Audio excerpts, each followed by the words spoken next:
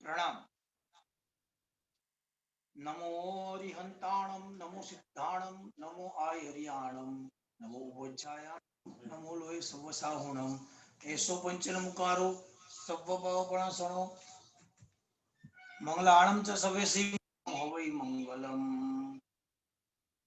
श्रीमते वीरनाथाय सनाथाय अद्भुतश्रिया महानंद सरोराज मलालायार्हते नमः। मंगलम भगवान वीरो मंगलम गौतम प्रभु मंगलम स्थूलिभद्राद्या जैन धर्मोस्तु मंगलम। अंगूठे अमृत वसे लक्षितना भंडार श्री गुरु गौतम समरिये वांछित फलदातार। अज्ञानान्धविराधानां ज्ञानांजन शलाकया नेत्र उन्मीलितं येन तस्मै श्री गुरवे नमः। कल्पवेली कवि अनतणी सरस्वती करी सुपसाय कल्पसूत्र गुण गाववा पुरो मनोरथ माय। वाणी त्यू अणसामीनी श्रीदेवी चक्कराय गड़ी बिड़गा बहदिशी बाल सुरिंदा सयावी रखंतु जिन बत्ते।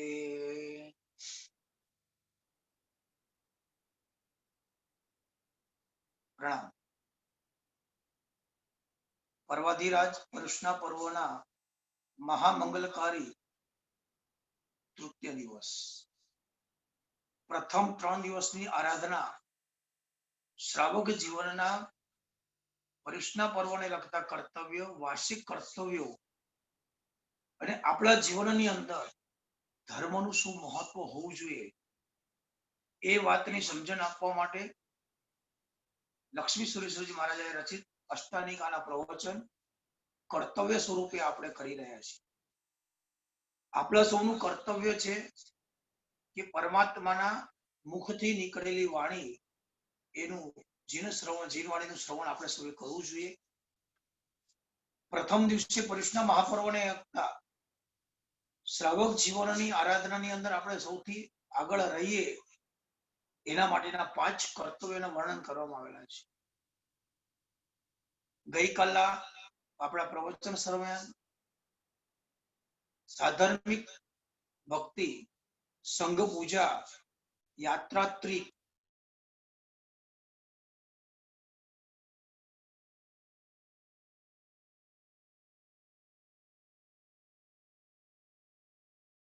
ઉજવણું, શાસન પ્રભાવના અને પાપ શુદ્ધિ વગેરે જે વાર્ષિક 11 કર્તવ્યો હોય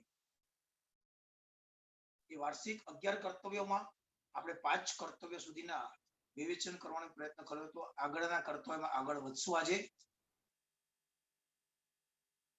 આજે છઠ્ઠું કર્તવ્ય મહાપૂજાનું છે। મહાપૂજા એટલે કેવી?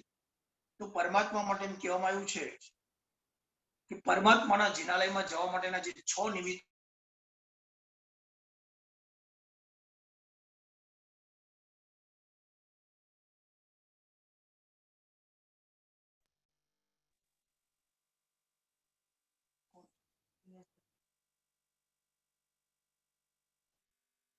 નિરુવસ્ત ગવત્તી આવે આ 6 નિમિત્તથી આપણે પરમાત્માના જિનાલયમાં જઈએ છીએ, પરમાત્મા પાસે જઈએ છીએ અને પરમાત્માની અલગ અલગ પ્રકારે પૂજા કરવાનું આપણા ત્યાં વિધાન બતાવવામાં આવ્યું છે, જેને મહાપૂજા અંતર્ગત અષ્ટાનિકાના પ્રવચનની અંદર સંગ્રહિત કરવામાં આવ્યું છે। મહાપૂજા ક્યારે ક્યારે પરમાત્માના જિનાલયમાં જઈએ અને વિશિષ્ટ પ્રકારના દિવસોની અંદર આપણે જ્યારે પરમાત્માની અનુષ્ઠાન ભક્તિ કરવા માટે ગયા હોય અને પરમાત્માની આજુબાજુમાં એકદમ ભવ્યથી ભવ્ય અંગરચના થયેલી હોય, પરમાત્માના આજુબાજુની અંદર વિશિષ્ટ પ્રકારના ફૂલો ગોઠવીને ફૂલોથી પરમાત્માને સુશોભિત કરવામાં આવેલા હોય, પરમાત્માનો સત્કાર, પરમાત્માનો સન્માન કરવા સ્વરૂપે પરમાત્માની એક વિશિષ્ટ પ્રકારની આંગી કરવામાં આવેલી હોય, તેવા સમયે પરમાત્માને જોઈને એક મનની અંદર ભાવ થાય, મનની અંદર કલ્પના થાય, મનની અંદર એક વિચાર આવે કે પ્રભુ ફૂલડા કેરા બાગમાં બેઠા શ્રી જીનરાજ જેમ તારામાં ચંદ્રમાં તેમ શોભે મહારાજ. પ્રભુ આજે તારાઓના સમૂહની વચ્ચે જેમ ચંદ્રમાં શોભી રહ્યો હોય એમ ફૂલોની વચ્ચે આપ શોભી રહ્યા છો. આપની સુંદર એવી રચના, સુંદર એવી અંગ રચના કરવામાં આવેલી છે. દરેક વ્યક્તિ વિશિષ્ટ પ્રકારે પોતાની ભક્તિ, પોતાની શક્તિ અનુસારે પરમાત્માને શણગારવાના, પરમાત્માને સત્કારવાના, પરમાત્માને સન્માનવાના, પરમાત્માની સામે વંદન કરવાના અને પરમાત્માની સામે પૂજા કરવાના પ્રકારો અલગ અલગ છે. દરેક વ્યક્તિ પરમાત્માના જિનાલયમાં પહોંચે છે. દરેક વ્યક્તિના મનની અંદર પરમાત્મા પ્રત્યેનો અહોભાવ, પરમાત્મા પ્રત્યેનો બહુમાન ભાવ એટલો વિશિષ્ટ પ્રકારનો છે કે પરમાત્માના ચારે ચાર નિક્ષેપા જે પૂજ્ય છે એ પૂજ્યના ચારે ચાર નિક્ષેપાને પૂજા કરવાની ભાવના સાથે જ પરમાત્માના જિનાલયમાં જાય છે. પરમાત્માનું નામ સ્મરણ કરે છે, પરમાત્માના દ્રવ્ય તીર્થંકરપણાને સ્મરણ કરે છે, પરમાત્માના ભાવ તીર્થંકર પરમાત્માનું સ્મરણ કરે છે. પરમાત્માના સ્થાપના નિક્ષેપા તરીકે પરમાત્મા આપણી સન્મુખ એક પ્રતિમા સ્વરૂપે છે એનું પ્રવર્તના કરે, એની વિવેચના કરે, એના આલંબનથી આપણે દરેક પ્રકારની ક્રિયાઓ કરીએ છીએ. આ દરેક પ્રકારની ક્રિયાઓ કરતી વખતે મહાપૂજાના અંતર્ગત 99 પ્રકારની પૂજા પણ કરાય, 64 પ્રકારની પૂજા પણ થાય, વિશેષ સ્થાનક પૂજા પણ થાય.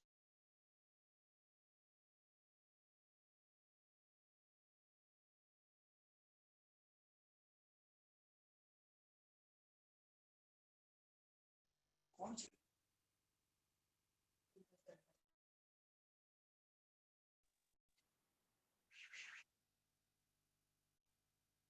નવ્વાણું પ્રકારની પૂજા, 64 પ્રકારની પૂજા, વિશેષ સ્થાનક પૂજા વગેરે પ્રકારની પૂજાઓ ભણાવી અને જેના લઈને અંદર પરમાત્માની પૂજા સામાન્યથી ભેગા થઈને મનના સભ્યો, સંગીતકારશ્રીઓ સાથે, વિશિષ્ટ કલાકારો સાથે, વિશિષ્ટ ગાયક જેનો કંઠ સુમધુર છે એ સુમધુર કંઠ સાથે જ્યારે પરમાત્માની આપણે વિશિષ્ટ પ્રકારની પૂજા, અનુષ્ઠાન, ભક્તિ વગેરે કરતા હોઈએ, આને પણ મહાપૂજાની અંતર્ગત લેવામાં આવે છે.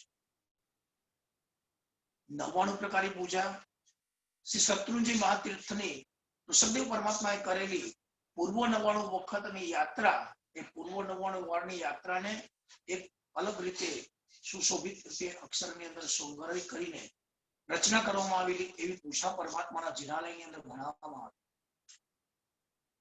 64 પ્રકારની પૂજા નામ તો ઘણી વખત સાંભળ્યા છે.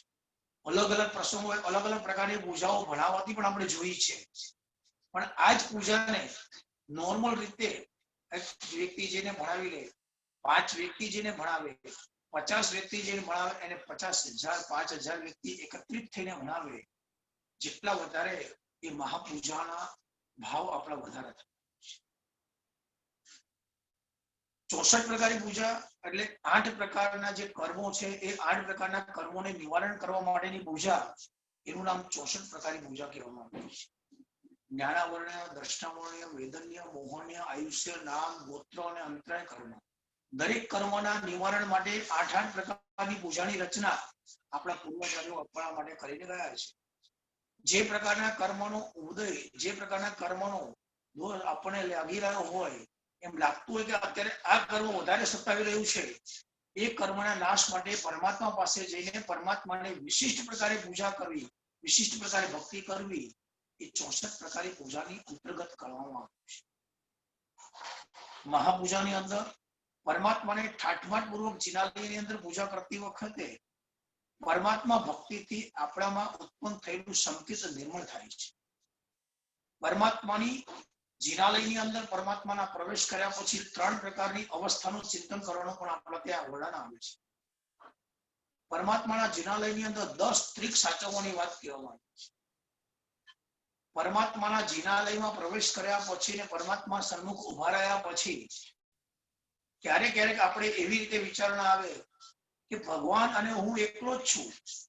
વર્તમાન કોરોનાની પરિસ્થિતિની અંદર અગર અત્યારે પાલિતાણાની તીર્થની યાત્રા ભલે ના થતી હોય, તળેટીની યાત્રા અત્યારે થઈ શકે, શંખેશ્વર જેવા તીર્થની અંદર અનુમતિ મળતી હોય અને શંખેશ્વર દાદાની છત્ર છાયામાં એમની નિશ્રામાં જો આપણે ગયા હોય ને 5, 25 અને 50 જ ભક્તો જ્યાં હોય, કોઈ જ નથી આજે, તો આપણને એમ થાય કે હાશ, આજે દાદાની સરસમાં સરસ ભક્તિ કરવાની મજા.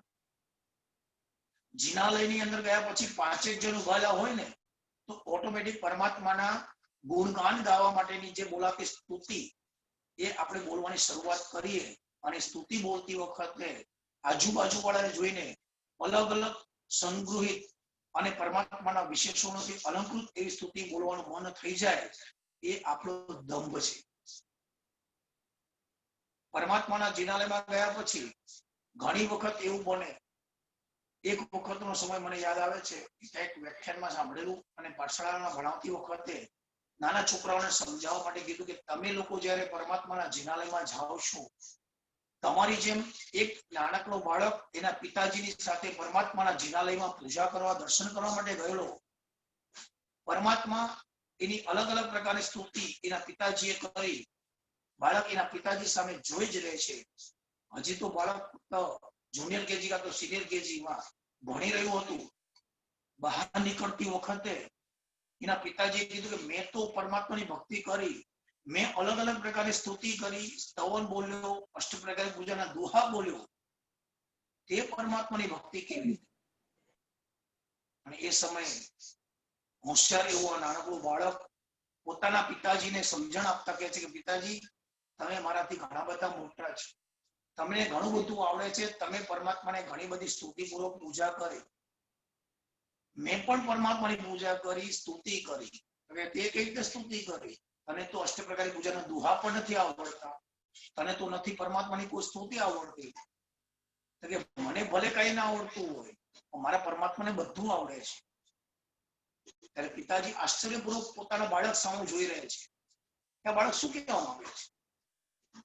બાળકે કીધું કે જ્યારે હું પરમાત્મા પાસે પહોંચ્યો, અને પરમાત્મા પાસે પહોંચ્યા પછી પરમાત્માને મેં વાત કરી કે પ્રભુ મને કાંઈ આવડતું નથી. બધા અલગ અલગ સ્તવો, સ્તુતિ, સચ્ચાઈ, બધા કઈ પણ વસ્તુ બોલી તમારી ભક્તિ કરે છે. તો એક કામ કરો, હું આખી એબીસીડી બોલી જઉં છું, મને એબીસીડી આવડે છે. કાં તો કોઈ ગુજરાતી કક્ષા મીડિયમમાં ભણેલો હોય, એને કક્કો બારાખડી આવડતું હોય, એ કક્કો અને બારાક્ષરી પરમાત્મા સામે આખું બોલી ગયા પછી ભગવાને કીધું પ્રભુ, આ જ સ્વર અને આ જ વ્યંજનમાંથી તારી સ્તુતિ, તારી સ્તવના અને તારા શ્લોકો એની રચના થાય છે. આમાંથી તને જે સારી લાગતી હોય એ સ્તુતિ તું બનાવી લેજે, અને એ સ્તુતિ દ્વારા તું તારી સ્તુતિ કરી લેજે. આ એક બાળકના ભાવ. બાળક પરમાત્મા પાસે જાય ને, અથવા બાળક માતા પાસે હોય ત્યારે કેવી વાતો કરે. આપણે રત્નાકર 25 ની અંદર ક્યારેક ક્યારેક આપણે વિચારીએ કે એવી આવી સ્તુતિની રચના આપણા પૂર્વજોએ આપણા માટે કરીને ગયા છે કે જેના પરનું ફક્ત ચિંતન આપણે કરી લઈએ ને તો આપણો બેડો પાર થઈ જાય. શું બાળકો મા બાપ પાસે બાળ ક્રીડા નવ કરે, ને મુખમાંથી જેમ આવે તેમ શું નવ ઉચરે, તેમ જ તમારી પાસ તારક આજ ભોળા ભાવથી, જેવું બન્યું તેવું કહું, તેમાં કશું ખોટું નથી. પરમાત્મા પાસે જઈને એક બાળક બની, એક બાળક પોતાની માતા પાસે જે પ્રમાણેનું વર્ણન કરે, જે પ્રમાણે પોતાના જીવનની અંદર બનેલી ઘટના અક્ષરે અક્ષર કહી દે, બહાર કોકને મારીને આવ્યો હોય તો પણ કહી દે, અને બહારથી કોઈનો માર ખાઈને આવ્યો હોય તો પણ એ બાળક એના માતાને કહી દે. એમ પરમાત્માને આપણે માતા તરીકે સ્વરૂપે સમજી અને બધી જ વસ્તુ જો જણાવી દઈએ ને, તો પછી આપણે બાળક સ્વરૂપે કાયમી રહી શકીએ. અને જ્યાં સુધી બાળક સ્વરૂપે આપણે આપણી જાતને ગણીશું, ત્યારે સુધી પરમાત્મા પાસે જઈને કઈ પણ વસ્તુ છુપાવવાની જરૂર નહીં. દેવગુરુ પાસે ગયા પછી ખાલી હાથે જેમ જવાતું નથી, એમ ખાલી હૃદયે પણ ન નથી. ભરેલા હૃદયપૂર્વક, ભરેલા ભાવપૂર્વક આપણે જવું જોઈએ. આ મહાપૂજાના કર્તવ્યની અંદર લક્ષ્મી સુરેશજી મહારાજાએ અલગ અલગ વિધાનો બતાવ્યા. એ વિધાનોની અંતર્ગત જ આપણે અત્યારે આગળ વધી રહ્યા છીએ. મહાપૂજા કરાવી એટલે જિનાલયને શણગારવું, જિનાલયને શણગાર્યા પછી જિનાલયને દેવ વિમાન સરખું શણગારવું. દેવ વિમાનમાં શણગાર્યા પછી આપણે ક્યારેક ક્યારેક શબ્દ રૂપે બોલીએ છીએ, જગમગતા તારલાનું જિનાલય હોજો, એમાં મારા પ્રભુજીની પ્રતિમા હોજો. આ મહાપૂજાના અંતર્ગતની અંદર રચના કરવામાં આવેલી સ્તવન સ્તુતિ છે. કોક વખત કાલી ગયેલી ભાષાની અંદર નાનકડું બાળક પરમાત્માને વિનંતી કરતી વખતે સ્તુતિઓ બોલતું હોય અને સ્તુતિ બોલતી વખતે એની જીભ જરા અચકાતી હતી, કાં તો એને બોલવામાં કોઈ તકલીફ પડતી હશે અને એ વખતે બોલી ગયો પ્રભુ પાસે. પ્રભુ જે દ્રષ્ટિ પ્રભુ દર્શને કરે તે દ્રષ્ટિને પણ ધન્ય છે. આ સ્તુતિની રચનાની લાઈન આ રીતની છે. અને આ બાળકને કઈ ખબર ન પડવાને કારણે કાં તો એના ગોખવામાં શબ્દ ફેરફાર થઈ ગયેલો અને એ વખતે એને એવા ભાવપૂર્વક સ્તુતિ બોલ્યો ત્યાં, જે ટ્રસ્ટી પ્રભુ દર્શને કરે તે ટ્રસ્ટીને પણ ધન્ય છે. પીએ મુદા વાણી સુધા તે કર્ણયુગને ધન્ય છે. આ વાત એટલા માટે યાદ કરાવું છું, પરમાત્મા પાસે તમે શું બોલો છો ને, એ પરમાત્માને બધી જ વસ્તુની જાણકારી હોવા છતાં પરમાત્મા પાસે કેવા હૃદયપૂર્વક આપણે બોલવું જોઈએ, કેવા હૃદયપૂર્વક પરમાત્મા પાસે જવું જોઈએ, એની વાત આપણા વાર્ષિક કર્તવ્યની અંદર બતાવવાની છે. ગઈકાલે 5 કર્તવ્યના વર્ણન કરતા સંઘ ભક્તિ અને સાધર્મિક ભક્તિ, યાત્રા ટ્રીપની અંદર પરમાત્માની ભક્તિને લગતા ઘણા બધા ઉદાહરણો, ઘણા બધા પ્રસંગો આપણે આપણા જીવનની અંદર આમ ઉતારવા લાયક છે એવા આપણે પ્રસંગો લીધા છે. જો કુમારપાળ મહારાજા જેવા પોતાના જીવનની અંદર સ્વદ્રવ્યથી આટલા બધા દેરાસરો વગેરે બંધાવી શકતા હોય, સંપ્રતિ મહારાજા 1.25 લાખ જીન મંદિર બનાવી અને 1.25 કરોડ જીન પ્રતિમાનું નિર્માણ ઘડતર કરાવી શકતા હોય, તો આપણે એ જ જીનાલયની અંદર પૂજા કરવા જવા વાળા શું આપણે સ્વદ્રવ્યથી અષ્ટપ્રકારની પૂજા પણ ન કરી શકીએ? જેટલા દ્રવ્યો લઈને આપણે જઈ શકીએ, દેવપાડાના ભવની અંદર 5 કોડીના ફૂલે જેને પરમાત્માના 18 પુષ્પોથી પુષ્પ પૂજા કરી અને 18 દેશનું રાજા મેળવી એવા કુમારપાળ મહારાજા જે આવતી ચોવીસની અંદર પદ્મનાભ તીર્થંકર ભગવાનના ગંધર્વ ભગવંત થવાના, એ ગંધર્વ પદવીનું નામકરણ ઉત્પન્ન કરવા માટે, એ નામ કર્મ બાંધવા માટે આ પરમાત્મા ભક્તિનું વિશિષ્ટ બળ, વિશિષ્ટ કવચ એમને મળેલું. આવા મહાપૂજાના અનેકવિધ આયોજનો આપણા ત્યાં બતાવવામાં આવે છે. પરમાત્માના જિનાલયમાં ગયા પછી 3 દિશા તરફ જોવાનો ઓટોમેટિક ત્યાગ થઈ જાય. ત્યાં તેજસ્વી નિરીક્ષણ વિલય કીધેલું છે. 3 દિશા તરફ આપણે જોવાનું નથી હોતું, ફક્ત આપણું ધ્યાન પરમાત્મા સન્મુખ હોવું જોઈએ. આપણું આલમન, આપણે આલમન સ્વરૂપે, આપણા આલમન સ્વરૂપે પરમાત્મા છે. આજુબાજુમાં આવીને કોણ ઊભું છે અને પાછળથી કોણ આવ્યું હતું, તો પાછળ કોણ સ્તુતિ સ્તવન ગાઈ રહ્યું છે, એના અક્ષર પણ આપણા કાનમાં ક્યારે ન પડે કે જ્યારે આપણે પરમાત્માને ભક્તિની અંદર ઓતપ્રોત થઈ ગયા હોય. પરમાત્માના ભક્તિની અંદર ઓતપ્રોત થવાવાળા પુષ્પ પૂજાના ઉદાહરણ તરીકે પેથળ મંત્રીનું ઉદાહરણ પણ આપણા ત્યાં આવે છે. મંત્રીશ્વર રાજ્યના મંત્રી હોવા છતાં જ્યારે પરમાત્માની પૂજા કરવા બેસતા ને, ત્યારે કોઈનું પણ ધ્યાન પોતે નહોતા. રાજકાર, રાજપાટ વગેરે બધું જ ભૂલી જવાનું. એ સમયે ફક્ત મારી સામે મારા રાજા, મારા નાથ, મારા સ્વામી, ફક્ત તીર્થંકર પરમાત્મા જ છે. આ મહાપૂજાના કર્તવ્ય અંતર્ગત મેં કીધું એ પ્રમાણે આપણે આપણા પોતાના સ્વશક્તિ અનુસાર પરમાત્માનું સત્કાર, પરમાત્માનું વંદન, પરમાત્માનું પૂજા, પરમાત્માની ભક્તિ, સત્કાર કરવો, સન્માન કરવો, પરમાત્માને અલગ અલગ આભૂષણો વગેરે અર્પણ કરવા એ પરમાત્માનું સન્માન છે. પરમાત્માની નવંગી પૂજા વગેરે કરવી એ પરમાત્માનો સત્કાર છે. પરમાત્માને વંદન કરીએ, પરમાત્મામાં રહેલા ગુણોને વંદન કરીએ, પરમાત્મા તત્વોને વંદન કરીએ અને પરમાત્મા તત્વ જેવું બનવા માટે નિરુવસ્તગવત્તિ આય. આ પરમાત્માના જિનાલયની અંદર પ્રવેશ કરવાનો છે. પરમાત્માના જિનાલયમાં પરમાત્મા પાસે જવું છે ને, તો પરમાત્માને કેવું છે, પ્રભુ મારે નિરુપસર્ગ સ્થાન પ્રાપ્ત કરવું છે, માટે હું તારી પાસે આવું છું. અને જે સ્થાન ફક્ત મને આ દુનિયાની અંદર કોઈ આપનાર હોય તો તારું જ છે, તું જ છે. તારા સિવાય કોઈ તત્વ નથી કે જે મને આવું પરમ પદ, પરમ સ્થાન આપી શકે. એ પરમાત્માની 3 અવસ્થા. પરમાત્માને જ્યારે રાજ્ય અભિષેક વગેરે હોય, પરમાત્માનો અભિષેક તત્વ ત્યારે જન્માભિષેક વાળી ચિંતન કરવાનું છે. પરમાત્મા જ્યારે એકદમ પદ્માસન મુદ્રાની અંદર બેઠા હોય, કૌશક ધ્યાનની અંદર, કૌશક મુદ્રાની અંદર પરમાત્માની પ્રતિમા હોય, એ સમયે પરમાત્માને આપણે મુનિ અવસ્થાની અંદર ચિંતન કરવાનું અને પરમાત્માની એકદમ શોભાયમાન વિશિષ્ટ પ્રકારની અલંકારોથી સજ્જિત આંગી પરમાત્માને વિશિષ્ટ પ્રકારના વસ્ત્રો પહેરાવવામાં આવેલા હોય ત્યારે પરમાત્માની રાજ્ય અવસ્થાનું ચિંતન કરવાનું છે. પ્રભુ આપ જ્યારે રાજા હતા ત્યારે આવી રીતે શોભી રહ્યા. પરમાત્માના જિનાલયમાં પહોંચ્યા પછી મહાપૂજાના દિવસે એકબીજાને મળવા માટે આપણે નથી જવાનું. હાય હેલો કરવા માટે નથી જવાનું, કેમ છો કેમ નહીં કરવા માટે નથી જવાનું. પરમાત્મા પાસે ગયા એટલે પરમાત્મા ને આપણે બીજું કોઈ જ વ્યક્તિ ત્યાં ન હોય. એવા દિવસે જે મહાપૂજા ભણવામાં આવે ને એ મહાપૂજાનો કોઈ ભાવ જ અલગ હોય છે. જિજ્ઞાલયની અંદર જ્યારે પહોંચીએ ત્યારે કોઈ વ્યક્તિ નવું મળે તો આપણે સહજતા પૂછી લઈએ છીએ, કેમ છો, ક્યારે આવ્યા, ક્યારે મળશો. કઈ પણ આપણે કામ હોય આ બધા જ કર્તવ્ય કે આ બધા કાર્યો આપણે જિજ્ઞાલયમાં જઈને કરવાના નથી હોતા. આ બધા કાર્ય કરવા માટે આખો સંસાર આપણા પાસે બહાર પડેલો છે. નિશ્ચય કહીને પ્રવેશ કર્યા પછી આ બધા જ વ્યવહાર અને વેપારનો ત્યાગ થઈ જાય. એ પરમાત્મા પાસે આપણે પહોંચ્યા પછી સંસારિક કોઈ પણ પ્રકારની પ્રવૃત્તિ આપણે કરવાની નથી. સંસારિક કોઈ પણ પ્રવૃત્તિનો વિચાર કરવાનો નથી. અને આવા પરમાત્મા જ્યારે પાસે જઈએ, આવા પરમાત્માને આપણે મળેલા છે. આવા પરમાત્માના શાસનની અંદર વાર્ષિક કર્તવ્યની અંદર બીજા એટલે 7મા નંબરનું કર્તવ્ય તરીકે રાતી જગવું કર્તવ્ય આવે છે. પરમાત્માના કલ્યાણકોનો દિવસ છે. પરમાત્માના તપશ્ચર્યા વિશેષ પ્રકારની કોઈ પણ વ્યક્તિએ તપશ્ચર્યા કરી હોય ત્યારે અત્યારે વર્તમાન પરિસ્થિતિની અંદર આજનો દિવસ, આવતીકાલથી કલ્પસૂત્રના પ્રવચનો શરૂ થશે. તો કલ્પસૂત્ર ગ્રંથ પોતાના ઘરે વ્યક્તિ જે લઈ ગયા હોય છે એ પોતાના ઘરે કલ્પસૂત્ર ગ્રંથનું રાતી જોગું કરે. સંવત્સરના દિવસે વાંચવામાં આવતું બારસા સૂત્ર ગ્રંથ, એ બારસા સૂત્ર ગ્રંથ ઘરે લઈ જાય, એના નિમિત્તનું રાતી જોગું કરવામાં આવે.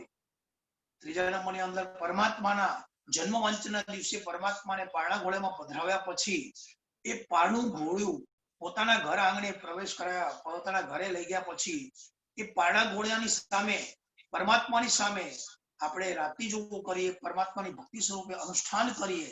અને રાતી જોગું ધર્મ રાત્રિ, રાત્રિ જાગરણ એટલે ધર્મ જાગરિકા કીધી છે. પરમાત્માના આ શાસનની અંદર વિશિષ્ટ પ્રકારનું પરમાત્માના ગુણગાન માટે એકત્રિત થયેલા શ્રાવક શ્રાવિકાની સન્મુખ પરમાત્માની વિશિષ્ટ પ્રકારની ભક્તિ કરવીને એ આપણા ત્યાં આ એક મહત્વ બતાવવામાં આવ્યું છે. પણ આમાં જૈન શાસનની અંદર આપણે ઉત્પન્ન થયા છીએ અને જૈન શાસનનું એક અનુશાસન જે છે એ અનુશાસનને અનુસરીને આપણે સૌએ એક કર્તવ્ય પૂર્વક આપણું આ કાર્ય કરવું જોઈએ. રાત્રિ જગો કરાવેલો છે. રાત્રિ જાગરિકા માટે બધા આપણા ત્યાં પધારેલા છે. મારા આમંત્રણને માન આપીને મારા ઘરે પધારેલા વિશિષ્ટ કક્ષાના સંઘના આગેવાનો જો મારા ઘરે પધાર્યા તો મારે એમની એટલે મારે ભક્તિ પણ કરવી જોઈએ. એવી ભાવનાપૂર્વક જો એમના માટે રાત્રિ સમયે ચા પાણી નાસ્તા વગેરેની વ્યવસ્થા કરવામાં આવે, આ બધી વસ્તુ અજ્ઞાનતાવશ થાય છે.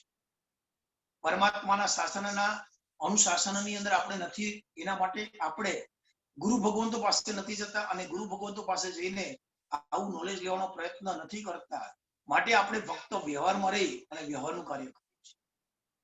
આપણે વ્યવહારથી જે પહેલા દિવસના પ્રવચનમાં કીધું હતું કે ધર્મની અંદર વ્યવહાર ન હોવો જોઈએ.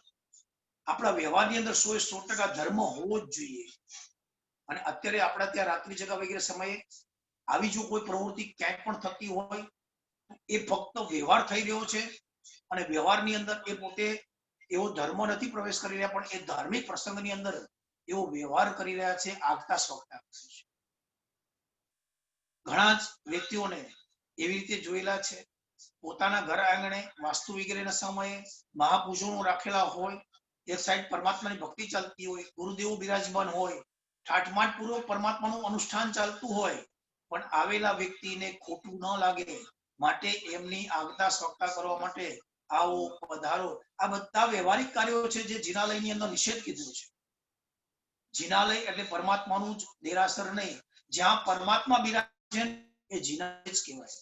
પરમાત્મા સમસ્ત હોય તો જિનાલય, પરમાત્મા આપણા ઘરના આંગણે બિરાજમાન હોય તો જિનાલય, પરમાત્માનું વિશિષ્ટ પ્રકારનું માર્બલ વગેરેનું જિનાલય બનાવેલું હોય એ પરમાત્માનું દેવાલય, પરમાત્માનું જિનાલય. અને આમ આપણે ઘણી વખત કહીએ છીએ ને કે હૈયે હૈયે પરમાત્મા વસેલા છે. આપણા ઘર ઘટમાં ઘટઘટમાં પરમાત્માનો વાસ છે. જો ઘટઘટમાં પરમાત્માનો વાસ હોય તો એ જગ્યાએ આપણે પરમાત્મા જ્યારે આપણે સાક્ષાત આપણે હાજર છે, તો આવા કર્તવ્ય કરતી વખતે આપણને કેટલો વિચાર આવવો જોઈએ. રાત્રિ જગોની અંદર પધારેલા વ્યક્તિની ભક્તિ કરવી, પધારેલા વ્યક્તિનું બહુમાન કરવું, યથાશક્તિ આપણે આપણા તપના બહુમાન કરવાના જે તપનું અનુષ્ઠાન આપણે વિશિષ્ટ પ્રકારે કર્યું છે અને એના અનુસંધાનમાં એક રાત્રે ભક્તિ ભાવનાનો કાર્યક્રમ રાખ્યો. પરમાત્માના કલ્યાણની ઉજવણી કરી છે અને એ ઉજવણી કરવા માટે આપણે કર્યું તો કોઈ વાંધો આવતો નથી. પરમાત્માના કલ્યાણકોની ઉજવણી અથવા તો પરમાત્માના આ રાત્રિ જોગોનું અનુષ્ઠાન, આ વિધાન આપણે કરવું હોય ને તો વાસ્તવિકતા રીતે દેવગતિના દેવતાઓ જે પ્રમાણે કરે છે ને એ પ્રમાણે કરવાનો પ્રયત્ન કરવાનો. જન્મ કલ્યાણની ઉજવણી કર્યા પછી ઇન્દ્ર મહારાજા વગેરે સभी દેવ દેવતા નંદીશ્વર નામના દીપમાં જઈને 28 મહોત્સવ કરે છે અને એ 28 મહોત્સવ કરીને પોતે પરમાત્માની ભક્તિની અંદર વિશિષ્ટ પ્રકારની હજી આરાધના જોઈન્ટ થઈ શકે. કારણ કે દેવલોકમાં ગયા પછી તો પાછું પાપારામની અંદર જ આપણે લપાઈ જવાનું છે. અને એટલે પરમાત્માના શાસનની અંદર પરમાત્માના જિનાલયમાંથી બહાર નીકળતા, જેમ પરમાત્માના જિનાલયમાં પ્રવેશ કરતા નિશી બોલવાની કીધી છે ને એમ પરમાત્માના જિનાલયમાંથી બહાર નીકળતા આપણને આવશ્યક કીધી છે. અને આવશ્યકનો મતલબ કે આવશ્યક કાર્યો, મારા સંસારના કાર્યો કરવા છે ને એ કાર્યો કરવા પૂરતા જ હું બહાર જઉં છું. પછી પાછું જયારે સમય વળશે ત્યારે પ્રભુ હું તમારી પાસે આવું છું. સંઘની વ્યવસ્થાને કારણે સંઘના જિનાલય માંગલિક કરવા પડે, પણ ગ્રહ જિનાલય જેના ત્યાં છે એનું ગ્રહ જિનાલય ક્યારેય માંગલિક નથી. મધ્યરાત્રિએ પણ પરમાત્માની યાદ આવી જાય, મધ્યરાત્રિ પણ પરમાત્મા પાસે કંઈક કામ કરવું હોય, પરમાત્માને કંઈક કેવું છે, પરમાત્મા પાસે કંઈક એકરાર કરવો છે, સ્વીકાર કરવો છે, એ પરમાત્મા આપણી સન્મુખ છે. આવા પરમાત્માના શાસનની અંદર આપણને આવી બધી વિશિષ્ટ પ્રકારની આરાધના કરવાનો એક સુવર્ણ અવસર મળેલો છે અને એ અવસરને આપણે ફળીભૂત કરવા માટેના પ્રયત્ન કરવાના. 8મા કર્તવ્ય સ્વરૂપે શ્રુત જ્ઞાન, શ્રુત ભક્તિ. આ 8 કર્તવ્યો 8મું કર્તવ્ય શ્રુત ભક્તિ છે. પરમાત્માનું શાસન પહેલે દિવસે જે વાત કરી હતી કે ગઈકાલના કર્તવ્યની અંદર સંઘ ભક્તિમાં ચતુર્વિધ સંઘની ભક્તિની અંદર પરમાત્માને કેવલ જ્ઞાનની પ્રાપ્તિ થઈ જાય, પણ જ્યાં સુધી ચતુર્વિધ સંઘની સ્થાપના નથી થતી ત્યાં સુધી પરમાત્માને તીર્થંકરપણું એટલે કે તીર્થંકરની પોસ્ટ, તીર્થંકર પદવી એની ઉપલબ્ધિ ત્યાં મળતી નથી.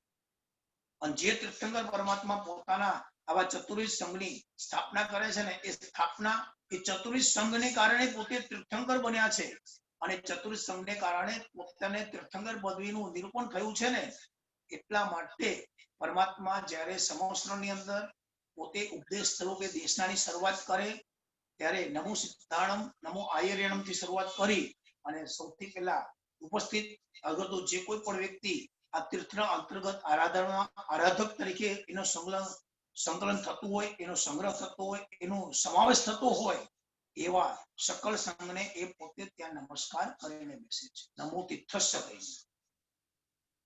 શ્રુત જ્ઞાનની ભક્તિની અંદર કેમ અમે કેવળ જ્ઞાનની યાદ કરું છું? 5 પ્રકારના જ્ઞાનની અંદર જૈન શાસનની સ્થાપના તીર્થંકર પરમાત્મા 100% કેવળ જ્ઞાનની પ્રાપ્તિ કર્યા પછી કરે છે. કેવળ જ્ઞાનથી શાસનની સ્થાપના થાય, પરંતુ શાસન ચાલે તો મતિ જ્ઞાન અને શ્રુત જ્ઞાનના આધારે છે.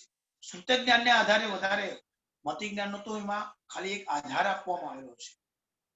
વર્તમાન કાળની અંદર આપણા બધા પાસે મતિ અને શ્રુતનો ક્ષરસમ છે, પરંતુ પરમાત્માએ જે દેશના સ્વરૂપે ઉપદેશ આપ્યો એને ગંધર્વ ભગવંતોએ સૂત્ર રૂપે ગુંથના કરીને એવું શ્રુત જ્ઞાન છે. એ શ્રુત જ્ઞાનનો વારસો આજે 2500 વર્ષો પછી પણ આપણી પાસે મળ્યો છે. આ પરમાત્મા કેવા હતા, પરમાત્માએ કેવા પ્રકારે આરાધના સાધના કરી, પરમાત્માએ કેવા પ્રકારના ધર્મનું પ્રરૂપણા કરી, પરમાત્માએ કેવા ધર્મનો ઉપદેશ આપી અને આપણા સૌનો ઉપકાર કરવા માટે આશ્ચર્ય ઉપકારી એવા વીર પરમાત્માએ આપણા સૌના ઉપર ઉપકાર કર્યો છે. એટલે જાણવા અને જાણવા માટે જ આ શ્રુત જ્ઞાન છે. આ શ્રુત જ્ઞાન માટે પણ આપણા સૌ માટે ઘણો બધો ઉપકાર છે. આજથી 500-700 વર્ષ પહેલાની એક પરિસ્થિતિ એવી હતી કે આ શ્રુત જ્ઞાન ફક્ત મોઘમ મુખપાઠ હતું. એક જણને બીજા વ્યક્તિને આપવું હોય ને તો મોઢે ગાથા આપે, 3 વખત ગાથા ગોખાવે, સામેવાળા વ્યક્તિને ગાથા યાદ રહી જાય અને આ રીતે એ સૂત્ર પાઠ થતો, આ રીતે રિવિઝન થતું.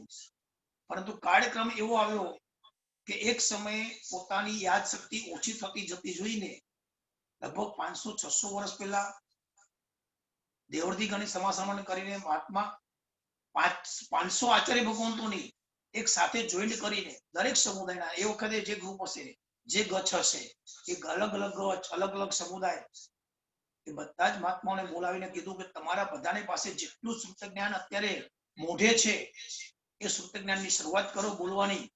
અને એ શ્રુત જ્ઞાનને આપણે એક લૈયા બોલવામાં આવ્યા અને હસ્તલિખિત પ્રતોની અંદર આલેખન કરવામાં આવ્યું. આજે આપણા સૌની પાસે હસ્તલિખિત ગ્રંથ પ્રિન્ટિંગ થયેલા પુસ્તકો જે કે પ્રાપ્ત થાય છે ને એ 500-600 વર્ષ પહેલા શત્રુંજય તીર્થની જે જૂની તળેટી વલભીપુર તીર્થ, એ વલભીપુર ગામની અંદર 500 આચાર્ય ભગવાન, 1500 લહિયાઓ, પેલા એક આચાર્ય ભગવાન બધા ગ્રંથો શરૂઆત કરી બોલવાની, એ ગાથાઓ બોલતા ગયા. એક ગાથાની અંદર બીજા બેઠેલા 499 આચાર્ય ભગવંતોમાંથી જેને એવું લાગ્યું કે આ આચાર્ય ભગવાન આ ગ્રંથમાં આ ગાથા કદાચ એ ભૂલી જાય છે, તો એ ગાથાઓ ત્યાં વચ્ચે એડ કરવામાં આવી કે ત્યાં ગુરુદગન આ ગાથા ત્યાં આવી એક હતી.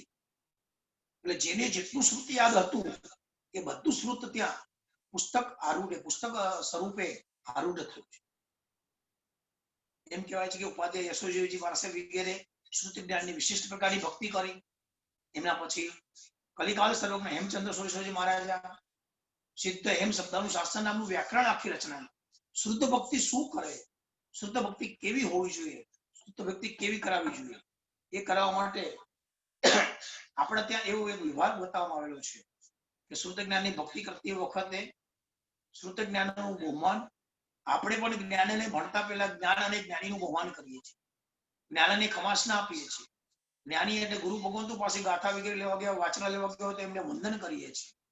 પાઠશાળાની અંદર, જીલશાળાની અંદર આપણે ભણવા માટે ગયા હોય તો કોઈ પણ પ્રકારના એવા જે અધ્યાપક, જે પ્રાધ્યાપક, જે ગુરુજી, જે પંડિતજી, જે શિક્ષિકાબેન આપણને ભણાવે છે એમને આપણે પ્રણામ કરીને આ જ્ઞાન અને જ્ઞાનીનું બહુમાન કરીએ.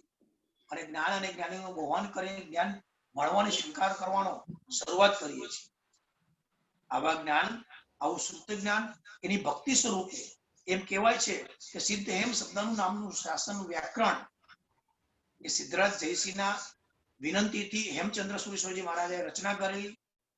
જે વખતે સંપૂર્ણ વાક્ય આ વ્યાકરણ બની ગયું, એ વ્યાકરણની રચના સ્વરૂપનું સંપૂર્ણ વ્યાકરણ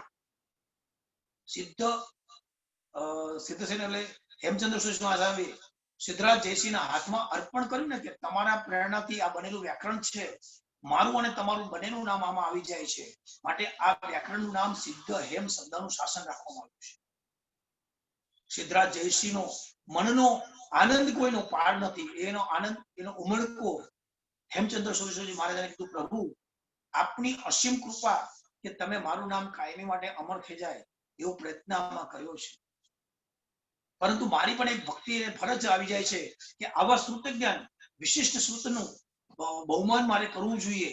અને બહુમાન કરવા માટે એ વખતે સિદ્ધ હેમ શબ્દનું શાસ્ત્ર નામનો ગ્રંથ પાટણની ગલીએ ગલીએ એમને હાથીની અંબાડી ઉપર બેસાડી સોના રૂપાના ફૂલડે વધાવી અને એ ગ્રંથને આખા પાટણ નગરની શેરીએ શેરીએ ફેરવી અને શ્રુતની ભક્તિ કરી. વર્તમાન કાળની અંદર ગુરુ ભગવંતોના આશીર્વાદથી, ગુરુ ભગવંતોની પ્રેરણાથી આપણે બધા પણ જે સંઘની અંદર આ ધર્મની આરાધના અત્યારે કરીએ છીએ, એમાં જ્યારે પણ કલ્પસૂત્ર ગ્રંથને બોરાવવાના, અષ્ટપ્રકારી પૂજા વગેરેના ચડાવવા, ગ્રંથની સોના રૂપાના ફૂલડીથી વધાવવાનો, 5 વાસક્ષી પૂજા, 5 જ્ઞાનની આરાધના માટે આ દરેક કાર્યો આપણે જ્યારે કરીએ ને, આ બધી શ્રુતની ભક્તિ છે. જેમ શ્રુતની ભક્તિ કરીએ એમ શ્રુત જ્ઞાનીની ભક્તિ કરવી છે. જ્ઞાન અને જ્ઞાની આપણા ત્યાં આનો કોઈ અંત નથી. પેલા દિવસ કે પેલા રાત, પેલા જ્ઞાન કે પેલા જ્ઞાની. જ્ઞાન હતું તો એમાંથી જ્ઞાની બન્યા છે, અને જ્ઞાની હતા ત્યારે જ જ્ઞાન ઉત્પન્ન થયું છે. જ્ઞાની ન હોત તો જ્ઞાન બહાર ન આવ્યું હોત, જ્ઞાન ન હોત તો જ્ઞાની ન બન્યા હોત. આ બંને સંલગ્ન છે. અને પરંપરાથી, ગુરુ પરંપરાથી મળેલું આપણા સૌનું જ્ઞાન આપણે એકબીજાને જ્ઞાન દાન સ્વરૂપે આદાન પ્રદાન કરવાનું છે. શ્રુત જ્ઞાનની ભક્તિ કરવી, જ્ઞાન ગ્રંથો લખાવા અને જે વ્યક્તિએ આવા ગ્રંથની અંદર ક્યારેક વિમોચન સમયે પણ એ ગ્રંથની અંદર 50%, 20% ડિસ્કાઉન્ટ પોતાના તરફથી રાખે છે ને, એ પણ એ ગ્રંથનું શ્રુત જ્ઞાનની ભક્તિ સ્વરૂપે લાભ લે છે. કોઈ મહાત્મા તરફથી પ્રકાશિત થતો ગ્રંથ, મહાત્મા તો નિષ્પૃહી છે, કંચન કામિનીના ત્યાગી છે, એમની પાસે કોઈ પૈસા નથી, બેલેન્સ નથી. એમને કોઈ પણ ગ્રંથ છપાવવો હશે, કોઈ પણ પુસ્તક બનાવવું હશે, એનું હસ્તલિખિતનું, એ લેખાન વાળું, પ્રિન્ટિંગ વાળું, તો એના માટે શ્રાવકોનું એમને જરૂર પડશે. એ શ્રાવક એ પોતાના જીવનની અંદર આ શ્રુત જ્ઞાનની ભક્તિ કરવાનો અમૂલ્ય અવસર ગુરુ ભગવંતે મને આપ્યો છે અને એ અવસર વાર્ષિક કર્તવ્ય સ્વરૂપે પણ મારો છે. એકાદું પુસ્તક તો હું મારા નામે છપાવી, જ્યાં સુધી પુસ્તક રહેશે યાવત ચંદ્ર દિવાકરો, જ્યાં સુધી એ પુસ્તક જેના હાથમાં આવશે ક્યાંક ને ક્યાંક તો તમારું મારું નામ વંચાશે કે આ વ્યક્તિએ આ પુસ્તકમાં સૌજન્ય તરીકેનું લાભ લીધું છે. કોઈ એવી વસ્તુ, કોઈ એવી વ્યક્તિ એક એક શ્લોક, એક એક ગ્રંથ, એક પુસ્તક, એક પેજ ક્યાંય પણ આપણને સૌજન્ય તરીકે પ્રાપ્ત થતું હોય અને એટલું કરીએ તો શુદ્ધ જ્ઞાનની ભક્તિ સ્વરૂપે આપણે આરાધના. સંઘની અંદર જ્ઞાન પંચમીની આરાધના માટે શુદ્ધ જ્ઞાનની ભક્તિ સ્વરૂપે જ્ઞાનને ગોઠવવામાં આવે છે, જ્ઞાનની પૂજા કરવામાં આવે છે. આ શુદ્ધ જ્ઞાનની પૂજા છે. ત્યાં કેવળ જ્ઞાનની ક્યાં કોઈ મૂકવામાં આવે છે. શ્રુત જ્ઞાનની પૂજા એટલા માટે કે આ શ્રુત જ્ઞાનને આધારે જૈન શાસન હજી 18,000 વર્ષ સુધી આગળ ચાલે છે. સ્થાપના કેવળ જ્ઞાનથી થઈ છે, પણ એનું સંચાલન જે છે એ શ્રુત જ્ઞાનથી જ થવાનું છે, થયું છે અને થતું રહ્યું છે. આવા શ્રુત જ્ઞાન વલ્લભીપુરની અંદર કીધું એ પ્રમાણે એના પછી હરિભદ્ર સુરી મહારાજ સાહેબે પોતાના જીવનની અંદર પ્રાયશ્ચિત સ્વરૂપે જયારે ગ્રંથ લખાણ ચાલુ કર્યા હશે, 1444 ગ્રંથનું લખાણ કરવું, 1444 ગ્રંથ એની રચના કરવી, રચના કરતા જવાનું અને લખતા જવાનું. શું પરમાત્મા પ્રત્યેની ભક્તિ હશે, પરમાત્મા પ્રત્યેના શાસન, પરમાત્માના શાસન પ્રત્યેની અવિહળ શ્રદ્ધા હશે, શું પરમાત્માના તત્વોનું જ્ઞાન હશે, પરમાત્માએ જે તત્વો ઉપદેશીને ગયા, ગંધર્વ ભગવંતોએ સૂત્ર રૂપે જે ગુંથણા કરી એનું નોલેજ હશે કે જેના વિવેચન સ્વરૂપે આ હરિભદ્ર સુરેશ્વરજી મહારાજે 1444 ગ્રંથની રચના. ઉપાધ્યાય યશોજીજી મહારાજ સાહેબે ઘણા બધા ઉપકારો કરીને ગ્રંથોની રચના કરી. આચાર્ય કલિકાલ સર્વજ્ઞ હેમચંદ્ર સુરેશ મહારાજ સાહેબે કેટલા બધા ગ્રંથોની રચના. ગંધર્વ ભગવંતોની પાઠ પરંપરાની અંદર વર્તમાન કાળની અંદર પણ કેટલા આચાર્ય ભગવંતો, કેટલા મુનિ ભગવંતો પોતાનામાં ઉત્પન્ન થયેલું જ્ઞાન, જ્ઞાનની ભક્તિ સ્વરૂપે એક જ્ઞાનનું આલેખન કરે છે. એ ભક્તિ સ્વરૂપે એ જ્ઞાનના ગ્રંથોનું લેખન કરે છે. એ જે લખાણ કરતી વખતે એ પોતાના નામની મહત્તા કરવા કરતા પોતે એ વખતે કે છે કે મને જે કંઈ મળ્યું છે એ ગુરુ પરંપરા છે. એ ગુરુ પરંપરાથી મને મળેલું હોવાને કારણે હું ગુરુ ભગવંતોને સમર્પિત કરું છું. હું અનેકવિધ આચાર્ય ભગવંતોને સમર્પિત કરું છું, જ્ઞાની ભગવંતોને સમર્પિત કરું છું. આવા શુદ્ધ જ્ઞાનની ભક્તિ આપણે કરીએ છીએ. સાધર્મિકતાના ભક્તિના વ્યાખ્યાનની અંદર ગઈકાલે સાધર્મિક ભક્તિનું જે પ્રવચન ચાલતું હતું એના કર્તવ્ય સમજાવેલું હતું. વ્યાખ્યાન કરતો પ્રવચન નથી મારું, આ પ્રવચન, આ વ્યાખ્યાન નહીં, પણ આને આપણે એક રીતે સ્વાધ્યાય સ્વરૂપે સમજવાનું. અને સ્વાધ્યાયની અંદર જે વખતે આપણે સાધર્મિકના બહુમાનની વાત આવી અને જેમ કલ્પેશભાઈ વિસા એ વખતે યાદ આવ્યા, કુમારભાઈ વિસા યાદ આવ્યા, એમ અત્યારે વર્તમાનમાં શુદ્ધ જ્ઞાનની ભક્તિ સ્વરૂપે પણ અનેકવિધ શ્રેષ્ઠીઓએ પોતાના જીવનને લાભ લીધો હશે. પણ પ્રસિદ્ધ ઉદાહરણ તરીકે તો એમાં પણ કલ્પેશભાઈનું જ નામ આવે છે. ગચ્છાધિપતિના એમને આશીર્વાદ પ્રાપ્ત થયા હશે. શું બોલવાનું સુરેશ્વરજી મહારાજ સાહેબે વિશિષ્ટ પ્રકારની કૃપા કુમારપાળભાઈ ઉપર વરસાવી હશે. ગચ્છાધિપતિ જય ઘોષ સુરેશ્વરજી મહારાજ એમે કલ્પેશભાઈ વિસાને એવા આશીર્વાદ કેવા વરસાયા હશે અને કેવી ગુરુ સમર્પણ ભાવ હશે કે આવી પરિસ્થિતિની અંદર શ્રુત જ્ઞાનની ભક્તિ, જ્ઞાનદાન કરાવતા એવા નાના ગામડાઓની અંદર ગુજરાતમાં વગેરેમાં જે જે જગ્યાએ એમને યોગ્ય લાગ્યું હશે ત્યાં એ અધ્યાપક અને અધ્યાપિકા, શિક્ષક અને શિક્ષિકા બહેનોને જ્ઞાનદાન કરાવતી વખતે કોઈ કારણસર સંઘની અનુકૂળતા ન હોવાને કારણે જો જ્ઞાન અને જ્ઞાનીનું બહુમાન સ્વરૂપે પાઠશાળાના ભણાવતા બહેનોનો પગાર અટકાવી દીધેલો હોય, એવા બહેનોને, એવા ભાઈઓ અને શિક્ષકોને કોઈ તકલીફ ન થાય એટલા માટે આ કલ્પેશભાઈએ લગભગ 800 પંડિતોને, એટલે એમાં શિક્ષક શિક્ષિકા બહેનો જેનો મધ્યમ પગાર છે, બહુ ઓછો પગારથી પોતાનું જીવન નિર્વાહ કરે છે, છતાં પણ પાઠશાળા ભણાવવાનું સૂચનાની ભક્તિ છોડી નથી. એમનું બહુમાન 25,000 રૂપિયાથી આ કલ્પેશભાઈ કરેલું. આ વર્તમાન કાળની તાજું ઉદાહરણ છે. આ છેલ્લા 2-5 મહિનાની અંદરની વાત કરી રહ્યો છું. શુદ્ધ જ્ઞાનની ભક્તિ આપણામાં કેવી હોવી જોઈએ. નાનકડું એક બાળક સારામાં સારું 27 ગુણનું સ્તવન બોલે, અતિચાર બોલે, અજીત શાંતિ બોલે, મોટી શાંતિ બોલે, મને નથી આવડતું અને એ બાળક બોલ્યો છે, એ બાળકની ભક્તિ કરવી ને એ પણ શુદ્ધ જ્ઞાનની ભક્તિ છે. નાના બાળકને પ્રોત્સાહન આપવું એ સત્ય જ્ઞાનની ભક્તિ છે. ક્યારેક આપણે કહી દઈએ આ તો આડંબરપૂર્વક જોઈને મમ્મીએ આવો ફોટો પાડીને મોકલી દીધો. ગઈકાલે જે ફોટો વાયરલ થયો છે, 9 મહિનાની બાળકી, ખાલી 9 મહિના, 9 મહિનાની બાળિકાને એની મમ્મીએ સંસ્કાર પાડવા માટે એ કલ્પસૂત્રનું પ્રવત, એની સામે કલ્પસૂત્ર અને અષ્ટાનિકાનો પ્રવત સાપડાની સામે રાખી એને ચરોડા કટાસના પર બેસાડવામાં આવી છે. કટાસનામાં બેસાડીને ચરોડા મુપતિ રાખ્યું છે અને એ બાળિકાને અષ્ટાનિકાની પ્રત સામે દેખાડી રહ્યા છે. આપણે એમ કહીએ કે આ બાળિકાને શું સમજણ પડવાની હતી? જે વખતે વજ્રસ્વામીને ઓરાવવામાં આવે ને એ વખતે વજ્રસ્વામી 6 મહિનાની ઉંમરમાં હતા અને ગુરુદેવે એમને વોરીને ઉપાશ્રયમાં લઈ ગયા. ક્યારેય કોઈને ઉંમરથી આપણે ઇગ્નોર નથી કરી શકતા. બાળપણમાં નાની વયની ઉંમરની અંદર પણ જ્ઞાન અભ્યાસ થઈ શકે છે. વયોવૃદ્ધ થયા પછી પણ અભ્યાસ થઈ શકે છે. જરૂરી નથી કે 50 કે 60 વર્ષની ઉંમર થઈ ગયા પછી આપણને જ્ઞાન ન ચડે. અત્યારે વર્તમાનની પરિસ્થિતિ એવી આવી ગઈ કે આજે આપણે બધાને સમ્યક જ્ઞાનની સાચી સમજણ મળી છે.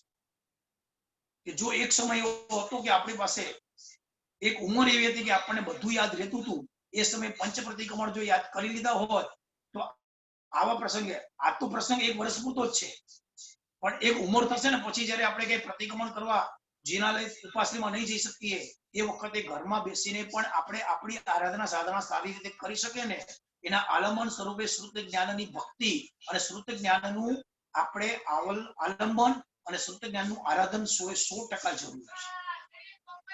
પરમાત્માના જીવનની અંદર પરમાત્માના ઉપકારથી કેવી વાત કરેલી હશે કે પરમાત્માએ એવા શાસ્ત્રની પ્રવૃત્તિ કરી અને એ શાસ્ત્રની પ્રવૃત્તિ કરતી વખતે પરમાત્માના શાસ્ત્રને અનુકરણ કરી અને જીવનની અંદર વ્યતીત કરતા પોતાના જીવનની અંદર આવું પણ કાર્ય કર્યું છે કે જે કારણે આવા વર્તમાન કાળની અંદર 70 વર્ષની ઉંમરે કુમારપાલ રાજા વ્યાકરણ ભણવા માટે બેઠા, કારણ કે એમને પ્રાયશ્ચિત આવ્યું હતું અને પ્રાયશ્ચિતની અંદર એમને 32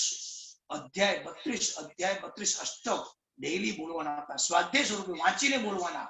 પણ સંસ્કૃત નહોતું આવડતું તો જોઈને પણ વાંચવામાં તકલીફ પડે, માટે સંસ્કૃતનો અભ્યાસ કરવા માટે કલિકાલ સર્વજ્ઞ હેમચંદ્ર સુરેશ્વરજી મહારાજા પાસે 70 વર્ષની ઉંમરે કુમારપાલ મહારાજાએ સંસ્કૃત ભણવાનું શરૂ કર્યું.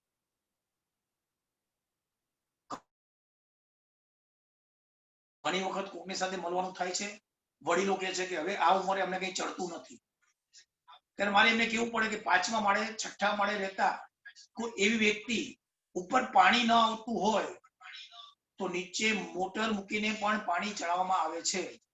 તો તમારા અડધાની, પોણાની, આખાની કઈ મોટર તમારામાં મૂકી શકાય કે તમને જ્ઞાન ચડે? જ્ઞાન ચડાવવા માટે આ જ્ઞાન ગુણ આત્માનો છે. જ્ઞાનાવરણે કર્મનો ક્ષય થશે, જ્ઞાન અને જ્ઞાનીની આરાધના થશે. આપણાથી જ્ઞાન અને જ્ઞાનીની વિરાધના ન થાય, આસાધના ન થાય તો 100% જ્ઞાનાવરણે કર્મનો ક્ષય થશે અને આપણને જ્ઞાન ચડશે ને ચડશે. આજે નહીં તો કાલે આ જ્ઞાન ચડવાનું જ છે. એટલે શુદ્ધ જ્ઞાનની ભક્તિ સ્વરૂપે આપણે આ વાત કરી રહ્યા છીએ. એથી આગળ વધીને આવે છે ઉજવણું. જૈન શાસ્ત્રની અંદર આ પણ એક વિશિષ્ટ પ્રકારનું કર્તવ્ય કરવામાં બતાવ્યું છે.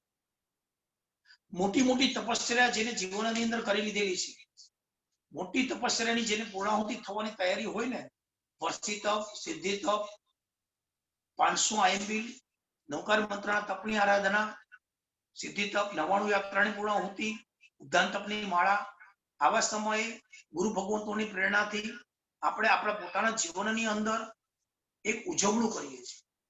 જ્ઞાન, દર્શન અને ચારિત્રના ઉપકરણો બનાવડાવીએ છીએ. જ્ઞાન, દર્શન, ચારિત્રના ઉપકરણો કરીને ચંદ્રવો, પુઠ્ઠીઓ વગેરે બનાવવામાં આવે. સાચા હીરા, સાચી જરીથી, અગર તો વર્તમાનમાં જે પ્રમાણે પરિસ્થિતિ પ્રમાણે બની રહ્યું હોય એવા છોડ, ચંદ્રવો, પુઠ્ઠીઓ, આ બધી જ વસ્તુ બનાવી અને એક શાસનની અંદર, સંઘની અંદર સમર્પિત કરવામાં આવે.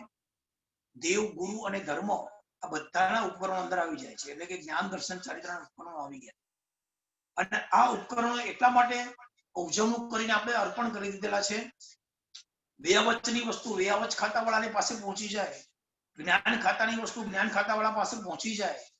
અને દર્શનના સાધનો જે છે, જીનાનીને લગતા સાધનો છે, જીનાનીને લગતા જેટલા ઉપકરણો છે એ સંઘની પેઢીમાં જમા કરવામાં આવે અને સંઘના અંતર્ગત, આપણા સંઘના અંતર્ગત, પોતાના સંઘના અંતર્ગત, જે તે સંઘના અંતર્ગત જે જિનાલયો કાર્ય કરતા હોય ને એ જિનાલયના કાર્યની અંદર સુખડની જરૂર છે, કેસરની જરૂર છે, વાળાકુંચની જરૂર છે, મોરપિંચીની જરૂર છે, અષ્ટપ્રકારી પૂજાના સામાનમાંથી કોઈ પણ વસ્તુની જરૂર છે, એની પૂર્ણાહુતિ આ ઉજવણાની અંદર ઉત્પન્ન થયેલી જે ઉપજ છે, એ વસ્તુ છે, એ વસ્તુને એ જગ્યા પર મોકલવામાં આવે તો એના દ્વારા ઉજવણાથી કરેલી વસ્તુનું સંપૂર્ણ લાભ આપણને આપણી તપશ્ચર્યાને અનુમોદનાર્થે મળે છે. આપણા વાર્ષિક કર્તવ્ય પ્રમાણે પણ આ કર્તવ્ય છે અને ચૈત્ર પરિપાટી કરવા જઈએ ને તો પણ ખાલી હાથે ન જઈએ અને અષ્ટપ્રકારી પૂજાનો થાળ લઈને જઈએ ને તો પણ આપણું કામ થઈ જાય. અને એ અષ્ટપ્રકારી પૂજાની અંદર કેસર, સુખડ, બરાસ, સુગંધિત ધૂપનું પેકેટ, 3 અંગુષ્ઠા વગેરે છે. આવી કોઈ પણ વસ્તુ આપણે અર્પણ કરીએ એ ઉજવના સ્વરૂપે. સમજો નવપદની ઓળી પૂર્ણ થઈ છે, સિદ્ધચક્ર મહાપૂજન ભણાયું અને સિદ્ધચક્ર પૂજન ભણાવતી વખતે વિશિષ્ટ પ્રકારની, બાકી ફળ, નૈવેદ્ય, મીઠાઈ વગેરે તો અર્પણ પૂજનને લગતી તો સામગ્રી કરવાની જ હોય, પણ એ દિવસે જિનાલયમાં આપણા તરફથી આ અષ્ટપ્રકારી પૂજાના સામગ્રીમાં આંગીનું સામાન વગેરે, બાટલું છે, કેસર છે, આ બધી વસ્તુ અર્પણ કરવામાં આવે એ પણ એક જાતના તપનું ઉજવણું જ કહેવાય. ચૈત્ર પૂનમની આરાધના કરવા વાળા જ્ઞાન દર્શન ચારિત્રના ઉપકરણ મૂકીને પણ તપનું ઉજવણું વગેરે કરે છે. આ ઉજવણું કરવા આપણને સારામાં સારો લાભ મળે છે. સાધુ સાધીજી ભગવંતોને નિર્દોષ વસ્તુની પ્રાપ્તિ થાય છે. વ્યાવચની અંદર 50 પાત્રના સેટ જો પડેલા હોય ને તો અચાનક કોઈ સાધુ સાધીજી ભગવંત આવી ગયા કે વિહારની અંદર ઘણી બધી અત્યારે દુર્ઘટનાઓ બનતી હોય છે, એક્સિડન્ટ વગેરેના કાર્યો, અને એમાં એમનો કદાચ દાંડો તૂટી ગયો હોય, એમની ઓઘાની દાંડી તૂટી ગઈ હોય, એવા સમયે કાં તો કોઈ પાત્રાની જોડ પાત્રું તરફની વગેરે આમ જનરલ બોરવા ગયા છે અને ગાયે ધક્કો મારી દીધો, કઈ ખબર નથી હોતી આપણને કે ક્યારે શું થઈ શકશે, અને એવા સમયે જો વ્યાવચની અંદર ચારિત્રના ઉપકરણો હોય તો એ ઉપકરણો 100% આપણે એમને બોલાવીને લાભ લઈ શકીએ. આવા ઉજવણા વર્ષની અંદર એક વખત સંઘના આંગણે થવા જોઈએ. દરેક પ્રકારની દરેક જણને આહવાન કરી અને દરેક પોતપોતાની તપશ્ચર્યાની પૂર્ણાહુતિ નિમિત્તે કોઈ વ્યક્તિ 5 અંગુષ્ઠાનો સેટ, કોઈ 50 અંગુષ્ઠાનો સેટ, આવું પણ કરાવી શકાય. આપણે આપણા જન્મદિવસના દિવસે આપણા માટે નવા વસ્ત્ર વગેરે લાવીએ છીએ, નવા ચપ્પલ જોટ વગેરે લાવી, કઈ પણ વસ્તુ લાવી ખર્ચો કરીએ છીએ. એ વખતે પરમાત્માને પરમાત્માના શાસનના અનુયાયી એવા સાધુ સાધીજી ભગવંતોને યાદ કરી આજે આપણે એક વસ્ત્રની લાવી રાખીએ. ક્યારે પણ કઈ ગુરુ ભગવંત પાસે જશું તો ગુરુ ભગવંતને આપણે વસ્ત્ર ઉડાડીને લાભ લઈ શકશું. હવે અનેકવિધ કર્તવ્યો, અનેકવિધ અનુષ્ઠાનો પરમાત્મા આપણા માટે ખુલ્લા મૂકીને રહ્યા છે. તમે આ રસ્તાથી કર્મનો ક્ષય નથી કરી શકતા તો આ રસ્તેથી કર્મનો ક્ષય કરો. આ રસ્તેથી તમે મોક્ષની મંજિલે નથી પહોંચી શકવા માટે તો તમારા ડ્રાઈવર જે બતાવીને બીજો રસ્તો બતાવવામાં આવેલો છે.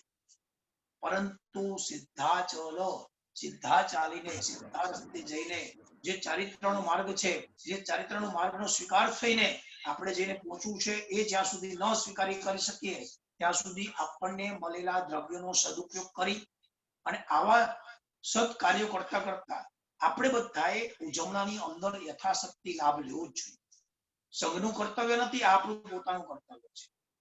લગભગ ચોમાસાના શરૂઆત કરતા લગભગ સંઘની અંદર ચોમાસાના પ્રવેશના પહેલા અઠવાડિયા 10 દિવસ સુધીમાં એ સમય એવું કંઈક બની જતું હોય કે સાધુ સાધીજી ભગવંતને વ્યાવચ માટે ચોમાસામાં કોઈ વસ્તુ હોરી ન શકે એવી વસ્તુ ચોમાસાના પ્રવેશ પછી, એટલે ચોમાસાના પ્રવેશ અને ચાતુર્માસ ચોમાસી ચૌદશ પહેલા એમને વરાવી દેવામાં આવે કે જે ચોમાસાના પછી એ મંગાવી શકવાના નથી. આવી જ્યારે તિથિ વગેરે ઉજવણી કરતા હોય અને એ સમયે એના ફંડની અંદર યથાશક્તિ આપણે લાભ લઈએ ને એ પણ એક જાતનું આપણે ઉજવણું જ છે. ગુજરાતની અંદર અને અમારા જે ઝાલાવાડ, કાઠિયાવાડ વગેરેની અંદર એમ કહેવાય કે જીવતું જગત્યું કર્યું. જીવિત મહોત્સવ કરવામાં આવે છે ને એ જીવિત મહોત્સવ તો આપણે પોતાની ઈચ્છા અનુસાર જેટલા કર્તવ્યો છે, કાર્યો છે એ કરવાનો પ્રયત્ન કરીએ છીએ, પણ એને એક જીવતું જગત્યું, જીવિત મહોત્સવ એટલે જીવતું જગત્યું કરવાની વાત કરવામાં આવેલી છે.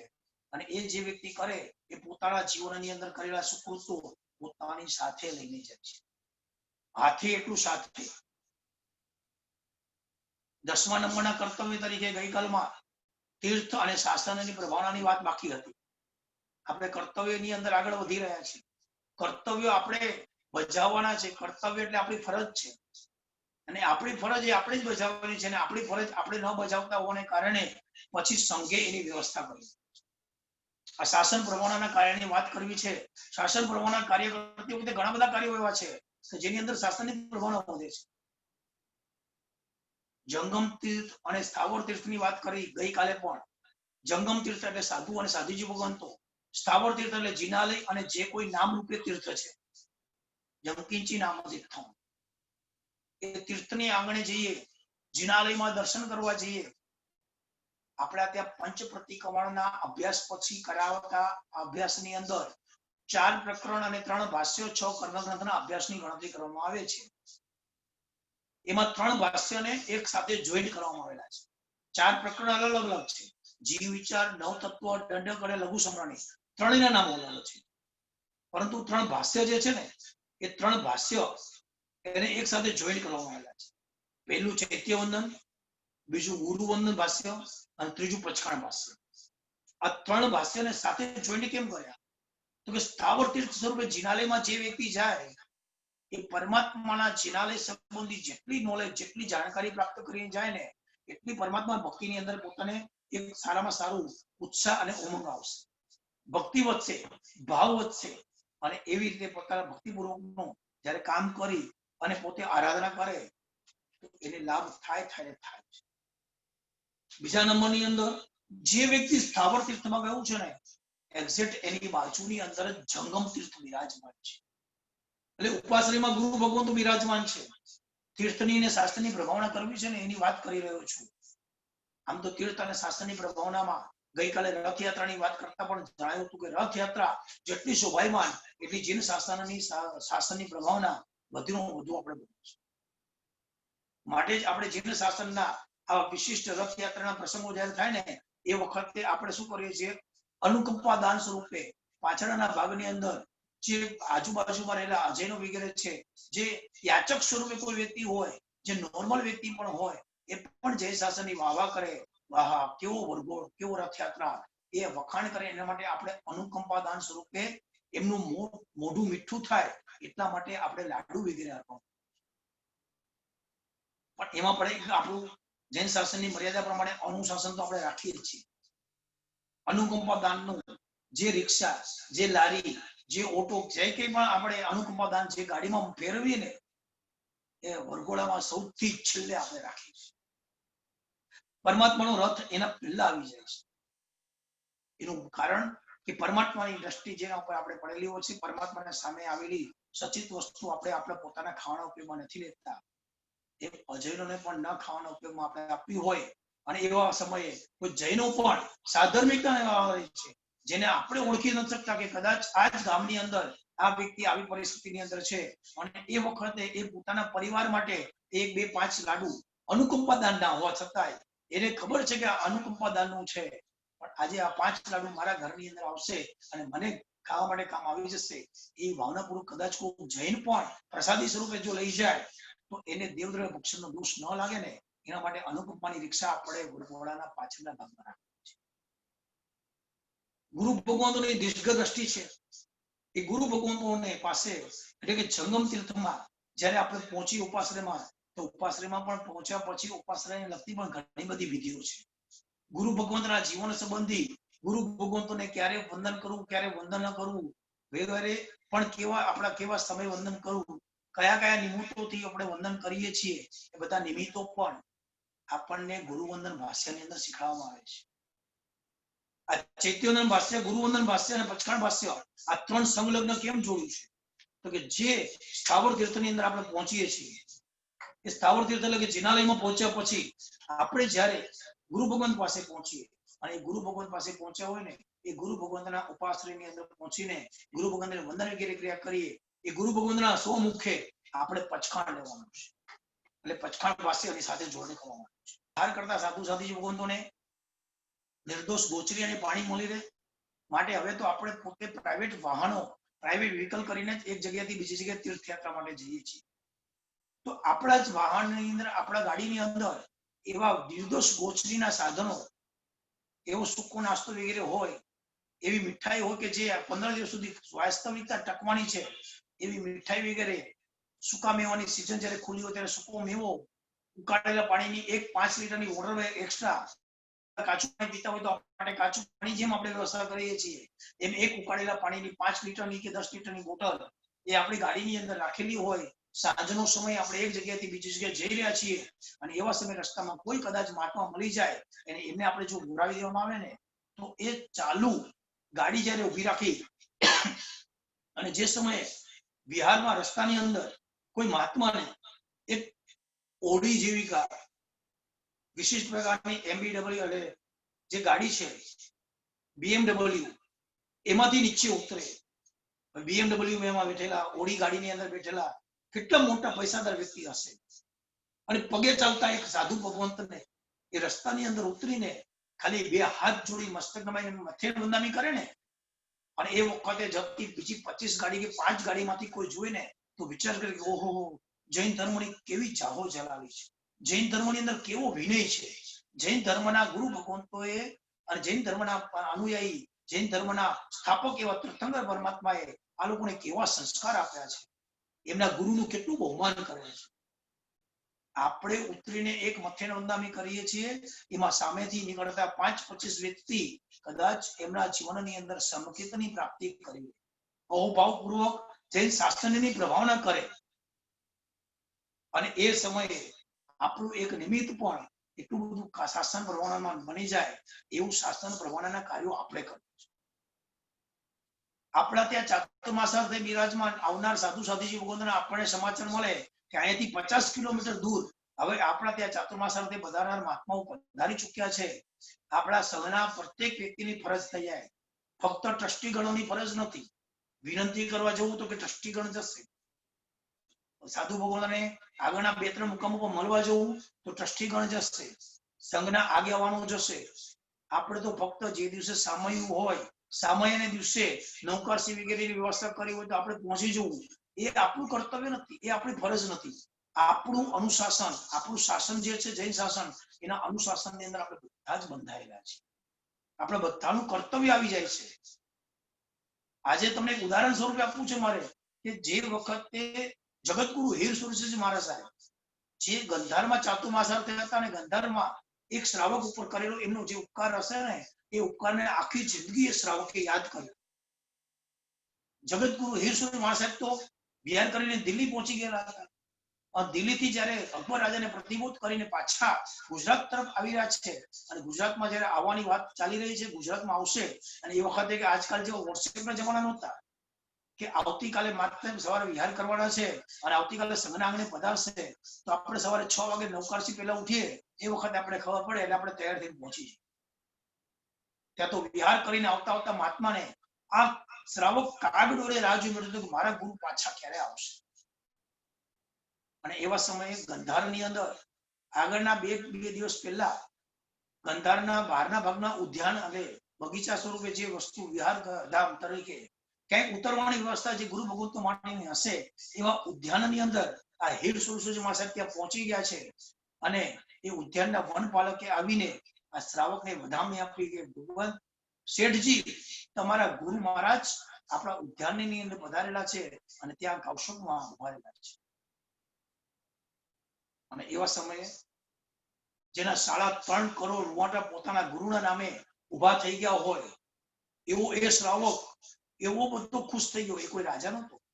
રાજા હોય ને રાજાને કોઈ સારી સમાચારની વધામણી આપે ને તો આપણે ઘણી વખત અંજન સલાકા પ્રતિષ્ઠાના કાર્યક્રમ જેને શાંતિથી નિહાળ્યા હશે ને એમને 56જી કુમારિકાનું નૃત્ય બહુ ગમ્યું હશે. એને કદાચ 14 સપના એના દર્શન કરાવતી નાની નાની બાળિકા નૃત્ય કરતી હોય ને એ ગમી ગયા હશે. પણ જયારે પરમાત્માના જન્મ વધામણી કરવા માટે અને પરમાત્માના જન્મ વધામણી ખુશાલી કરવા માટે આવતા પ્રિયમવદા દાસી જે છે એ પ્રિયમવદા દાસીને જોવામાં આવે છે ને એ દાસીનું નૃત્ય જોવાનું નથી, દાસીને આપણે જોવાની નથી, દાસીના હાવભાવ જોવાના છે, દાસીના અંતરના મનોગત જોવાના છે કે જો આ એક વ્યક્તિ 5-25 દિવસના ટ્રેનિંગથી આટલો સારો અભિનય કરી શકતી હોય તો જે વાસ્તવિકતા પ્રિયમવદા દાસી હશે. અને એને સિદ્ધાર્થ રાજાની પાસે જઈને એ પુત્ર વધામીના જ્યારે સમાચાર આપ્યા છે એને કેવો ભાવ હશે.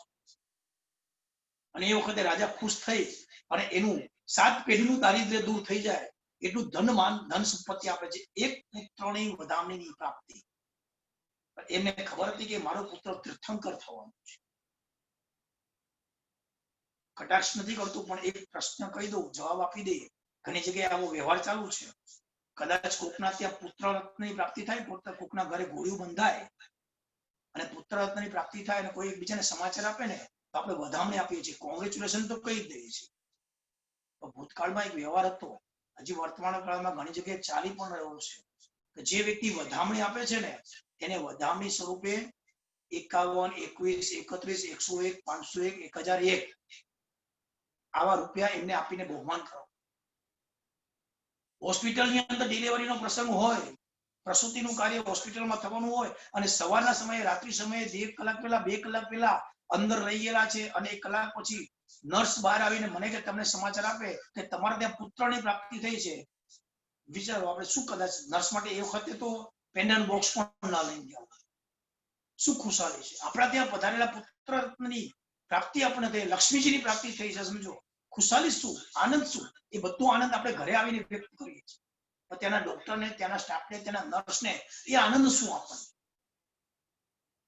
અહીંયા આ શ્રાવકને પોતાના ગુરુ પધારેલાના સમાચાર મળ્યા છે અને ગુરુ પધારેલાના સમાચાર જ્યારે મળ્યા ને, એટલું બધું આનંદિત થઈ ગયો, એટલું બધું આનંદિત થઈ ગયો. વનપાળને કીધું, 1 મિનિટ ઉભો રે ભાઈ, ઉભો રે તું. વનપાળ કે જી રાજ, બોલો શેઠજી, શું કહેવા માંગો છો?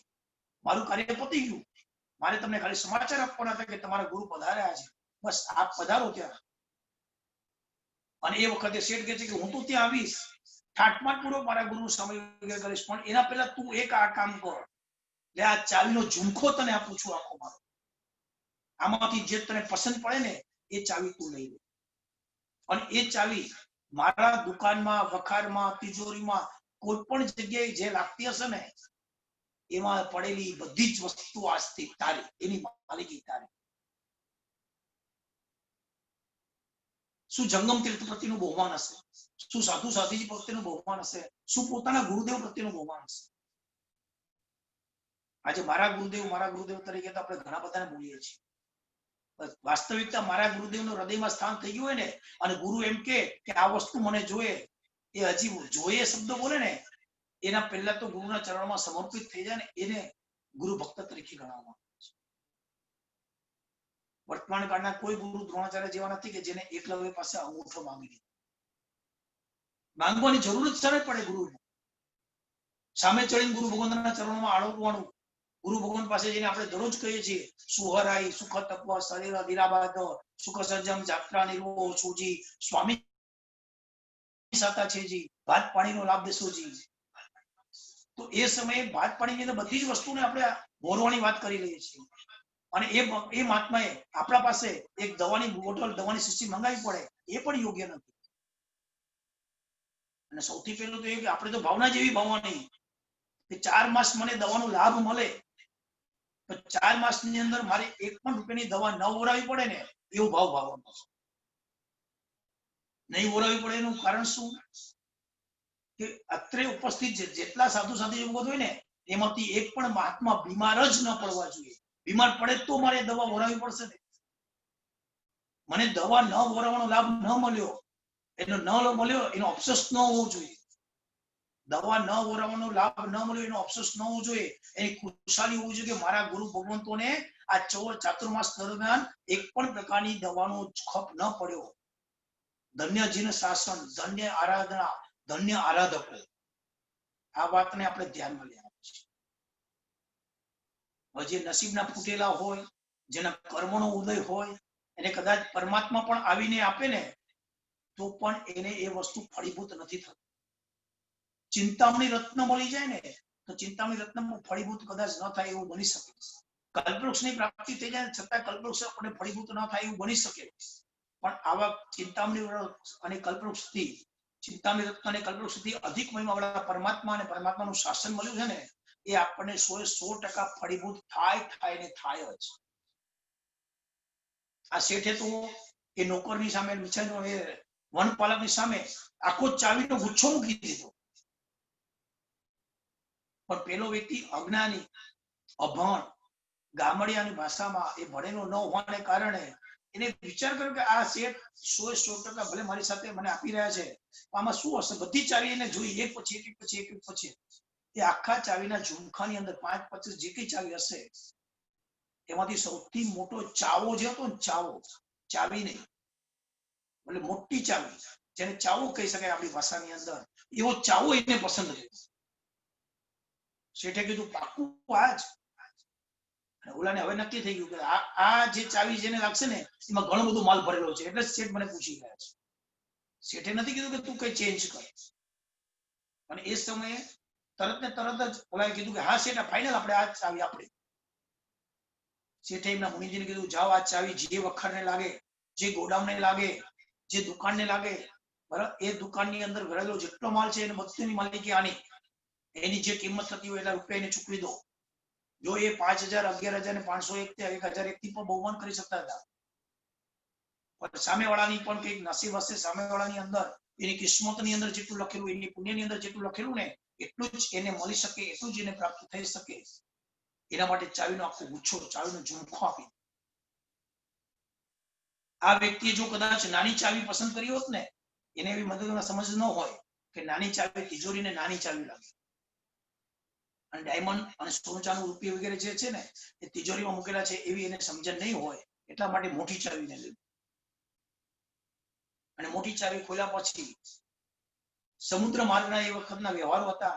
સમુદ્રના સ્ટીમર, વાહન વગેરે બાંધવા માટેના જે જાડી સાઈડના દોરડા હોય, એ દોરડા, રસ્સી, એ દોરડાનો એનો વેપાર હતો એ શેઠનો. એ આખી ગોડાઉન,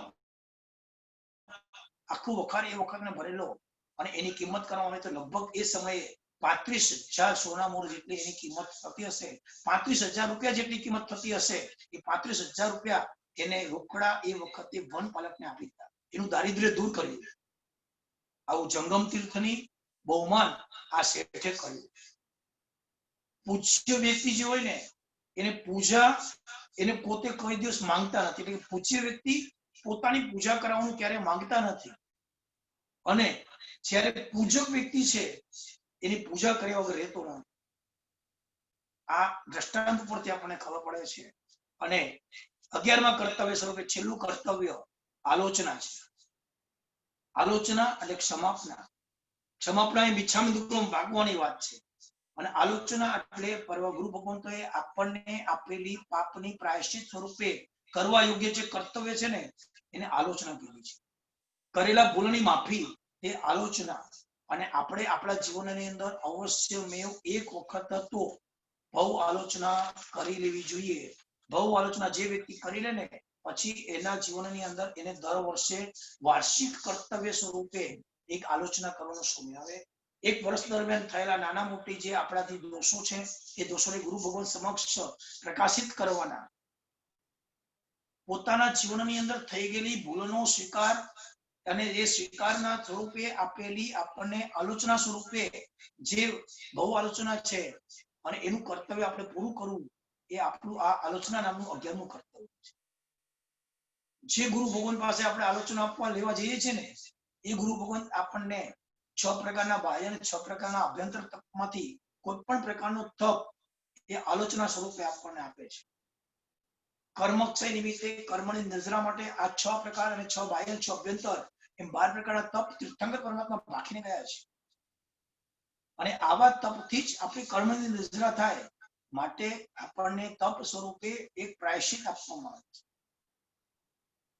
જેમ વાર્ષિક, પાક્ષિક, ચોમાસી અને દેશિક એ પ્રાયશ્ચિત સ્વરૂપે આપણને કૌશક અલગ અલગ બતાવવામાં આવેલા છે. દેવસિક પ્રાયશ્ચિતનો 4 લઘુષ્ણ કૌશક પરમાત્માના શાસ્ત્રની અંદર આપણને બતાવવામાં આવ્યો છે. પક્ષી પ્રતિક્રમણના પ્રાયશ્ચિત સ્વરૂપે 15 દિવસના પ્રાયશ્ચિત સ્વરૂપે આપણને 12 લઘુષ્ણ કૌશક બતાવવામાં આવેલો છે. ચોમાસી પ્રતિક્રમણની અંદર ચાતુર્માસિક પ્રાયશ્ચિત સ્વરૂપે 20 લઘુષ્ણ કૌશક બતાવવામાં આવેલો છે. અને હવે આવશે આપણે સંવત્સરી પ્રતિક્રમણ, તો સંવત્સરી પ્રતિક્રમણની અંદર 12 મહિનાના કૌશક એટલે 12 મહિનાનું પ્રાયશ્ચિત. 12 મહિનાની અંદર અઠમ તપની આરાધના આપણે કરવાની આવશ્યક છે. પર્યુષણ પર્વના 8 દિવસની અંદર અઠમ તપનું કર્તવ્ય આપણે આવી ગયું છે. પણ અઠમ તપની આરાધના આપણાથી ન થઈ શકતી હોય તો એના પ્રાયશ્ચિત સ્વરૂપે એમ કહેવામાં આવ્યું છે કે 40 યોગસ અને ઉપર 1 નૌકાનો કૌશક કરો એટલે આપણે પ્રાયશ્ચિત સ્વરૂપે પૂરું થઈ જાય છે. કાયાને હલાયા વગર, આંખોના ડોળાને ફેરવ્યા વગર, આંગળીના વેઢાથી 1 2 3 4 લોકો થયા છે ગણ્યા વગર, નૌકાળીઓ વાળી લઈને 160 નૌકાળ કેવી રીતે ગણવા એના વગર આપણે કૌશક કરીને તો કૌશક આપણો અભંગ થાય. કૌશકની અંદર આંગળીના વેઢે આપણે કૌશક ગણીએ તો કૌશક ભંગ થાય છે. અપણમ બોસેરામી એટલે સ્ટેચ્યુ કહીને આપણને ઉભા રાખી દેવામાં આવેલા છે. એમાં મન વચન અને કાયાથી આપણે બધી પ્રવૃત્તિથી નિવૃત્ત થઈ જઈએ છીએ. ફક્ત પ્રાયશ્ચિત સ્વરૂપે આપણે જે કરવાનું છે એટલું જ આલમન આપણે કરવાનું કીધું છે. એ આરાધન આપણે કરવાનું. 40 લોકો ઉપરનો એક નંબર જેને ગણવો છે, જે વ્યક્તિ મને સાંભળી રહ્યા છે સમસ્ત્રી પ્રતિક્રમણની અંદર આ વખતે હજી આપણી પાસે 5 દિવસ આપણી પાસે શેષ બાકી છે. પ્રયત્ન કરશો તો 100% 40 લોકો આપણે ગણી શકશું. નૌકાર ગણવાની આવશ્યકતા નથી. 40 લોકો અને ઉપર એક નૌકાર ગણવું જોઈએ. 40 લોકો ગણવાની સીધી સાદી રીત, ક્યાંય પણ આપણે આંગળીના વેઢા આગા પાછા નહીં કરવા પડે. કૌશકના જે દોષો છે એ દોષોનું સેવન નહીં કરવું પડે અને 40 લોકો આરામથી આપણા પૂરા થઈ જશે. આપણે જે કોઈ જિનાલયની અંદર પૂજા કરવા માટે જઈએ છીએ ત્યાં મૂળનાયક ભગવાનની પૂજા અને આજુબાજુના 2 ભગવાન લગભગ આપણા ધ્યાનમાં હોય જ છે. આપણે આંખ બંધ કરી અને પરમાત્મા આપણી સન્મુખ આવી જાય. આપણે કૌશક કરી રહ્યા છીએ એ સમયે જ્યારે સંવત્સરી કૌશક ચાલુ થાય અને જે સંઘની અંદર આપણે આરાધના કરી છે એના મૂળનાયક ભગવાન એને આપણે નજર સમક્ષ લાવવાના. મૂળનાયક ભગવાનની 9 અંગે પૂજા કરવા જઈએ ત્યારે 13 અંગ ઉપર આપણે તિલક કરીએ છીએ. 2 અંગૂઠા, 2 ઢીચણ, 2 કાંડા, 2 ખભા, 1 શિખા ઉપર, 1 લલાટ ઉપર, 1 કંઠ ઉપર, 1 હૃદય ઉપર અને 1 નાભી ઉપર. આમ 13 તિલક થાય. મૂળનાયક ભગવાનની આખી પૂજા, એક લોગસ જમણા અંગૂઠે પૂજા થઈ, બીજો લોગસ ડાબા અંગૂઠે પૂજા થઈ. આમ કરતા આખા પરમાત્માની પૂજા 13 અંગે પૂજા થઈ જાય એટલે 13 લોગસ આપણે ગણવામાં આવી ગયું. તરત પરમાત્માની જમણી સાઈડમાં જે બિરાજમાન ભગવાન છે એમને યાદ કરવાના, એમના 13 અંગે પૂજા કરવાની. 26 લોગસ. પરમાત્માની ડાબી સાઈડમાં જે ભગવાન બિરાજમાન છે એમને યાદ કરવાના, એમની પૂજા કરવાની. બીજા 13 લોગસ, 39 લોગસ ત્યાં થઈ. હવે બાકી રહ્યો 1 લોગસ અને 1 નૌકાર. એકદમ કોઈ પણ પ્રકારના કૌશકના દોષનું સેવન કર્યા વગર આપણે પરમાત્માના આ સંવત્સરી પ્રતિક્રમણનો કૌશક આરામથી કરી શકીએ. રેગ્યુલર કૌશક કરવું હોય ને, પક્ષીના દિવસે પણ એક પરમાત્માને નજર સમક્ષ લાવવાના. 9 અંગી 9 તિલક જ આપણે કરીને 9 અંગી પૂજા વિચારવાની. અને આપણે દરેકની ભાવના હોય છે છેલ્લે આપણે 2 અંગૂઠે અને કપાળમાં પાછી પૂજા કરીએ છીએ. 9 અંગ અને બીજા 3 લોગસ એટલે 12 લોગસ થઈ જાય. ચોમાસી પ્રતિક્રમણની અંદર 2 તીર્થંકર પરમાત્માને યાદ કરવાના છે. 9 દુ 18 અંગની 2 ભગવાનની પૂજા કરો અને બંને ભગવાનનો 1 લોગસ ગણો એટલે 20 લોગસ આરામથી થઈ જાય. ક્યાંય આંગળીના વેઢા નૌકારવાળીના પદો એ ગણવાની જરૂર નહીં પડતા. આ પ્રમાણેનો કૌશક કરીએ અને આ કૌશક આપણે પરમાત્માના શાસનના નિયમ અનુસાર આપણે આલોચના માટે કરી રહ્યા છીએ. માટે 3 પ્રકારના શલ્યથી રહિત આ કૌશક કરવું જોઈએ. શલ્ય એટલે શું કે માયા વગર પરમાત્માનો કે જે આપણે આરાધના કીધી છે એમાં કોઈ પણ જાતની કપટ નહીં. પરમાત્માના શાસનની જે કોઈ પણ આરાધના કરી રહ્યા છીએ એ કપટ વગર કરવાની છે, માયા શલ્ય વગર કરવાની છે. એમ પરમાત્માના શાસનની કોઈ પણ પ્રકારની આરાધના આપણે નિયાણ શલ્ય વગર ન કરવાની છે. નિયાણ શલ્ય એટલે શું? તો કે એક ધર્મની પ્રવૃત્તિના બદલાની અંદર બીજા વસ્તુની માંગણી, બીજા વસ્તુની પ્રાપ્તિ એ નિયાણ શલ્ય છે. અને ત્રીજા નંબરનું શલ્ય છે મિથ્યાત્વ શલ્ય. આ હું ધર્મની ક્રિયા કરું છું એ ક્રિયાનું ફળ મને મળશે કે મળશે નહીં મળે આવી શંકા જે હોય ને એને મિથ્યાત્વ કહેલું છે. અને મિથ્યાત્વ શલ્ય રહિત, માયા શલ્ય, નિયાણ શલ્ય અને મિથ્યાત્વ શલ્ય રહિત જો આ કાર્ય કરવામાં આવે ને તો 100% આપણા જીવનની અંદર કરાતી આરાધના એ આરાધના આપણને બધાને લાભદાયી થાય અને થાય. આ જગતની અંદર 4 સત્તા આપેલી છે: રાજ સત્તા, મોહ સત્તા, કર્મ સત્તા અને ધર્મ સત્તા. દરેક સત્તા પોતપોતાનું કર્તવ્ય બજાવે છે. દરેક સત્તા પોતાના કર્તવ્યને અનુસારે કાર્ય કરે છે અને દરેક સત્તા પોતાના કર્તવ્યને અનુસારે કાર્ય કરતા કરતા જે કોઈ પણ કામ કરે ને એ બધા સત્તાથી સર્વોપરી એવું આપણી ધર્મ સત્તા છે. અને ધર્મ સત્તાને અનુસારે આપણે જે કંઈ પણ કામ કરશું ને એ 100% લાભકારી થશે થશે ને થશે. માટે આપણા જીવનની અંદર 11 કર્તવ્યો જે વાર્ષિક કર્તવ્યો છે તે મને આપણા જીવનની અંદર એક પાટિયું એક બ્લેકબોર્ડની અંદર એક એવી રીતે આપણે ગોઠવી દેવામાં આવેલું હોય, એક લખાણની અંદર મૂકી દેવામાં આવેલું હોય અને વાર્ષિક કર્તવ્ય દરરોજ આપણે યાદ થાય એ વાર્ષિક કર્તવ્યની આપણે દરરોજ સ્મરણ કરીએ અને વર્ષની અંદર આપણા જીવનના આપણા તરફથી આ કર્તવ્ય આ વખતે થયું કે નથી થયું, જે કર્તવ્ય પૂરું થઈ જાય ને એમાં રાઈટ કરવાય. વર્તમાનમાં જૈન શાસ્ત્રના ઘણા બધા આરાધકો 23મા તીર્થંકર શ્રી પાર્શ્વનાથ પરમાત્માની આરાધના સ્વરૂપે આખા વર્ષ દરમિયાન 108 એકાસનાની આરાધના કરવા માટે તૈયાર થયા છે. અને એ 108 એકાસનાની આરાધના એમની ચાલી પણ રહી છે.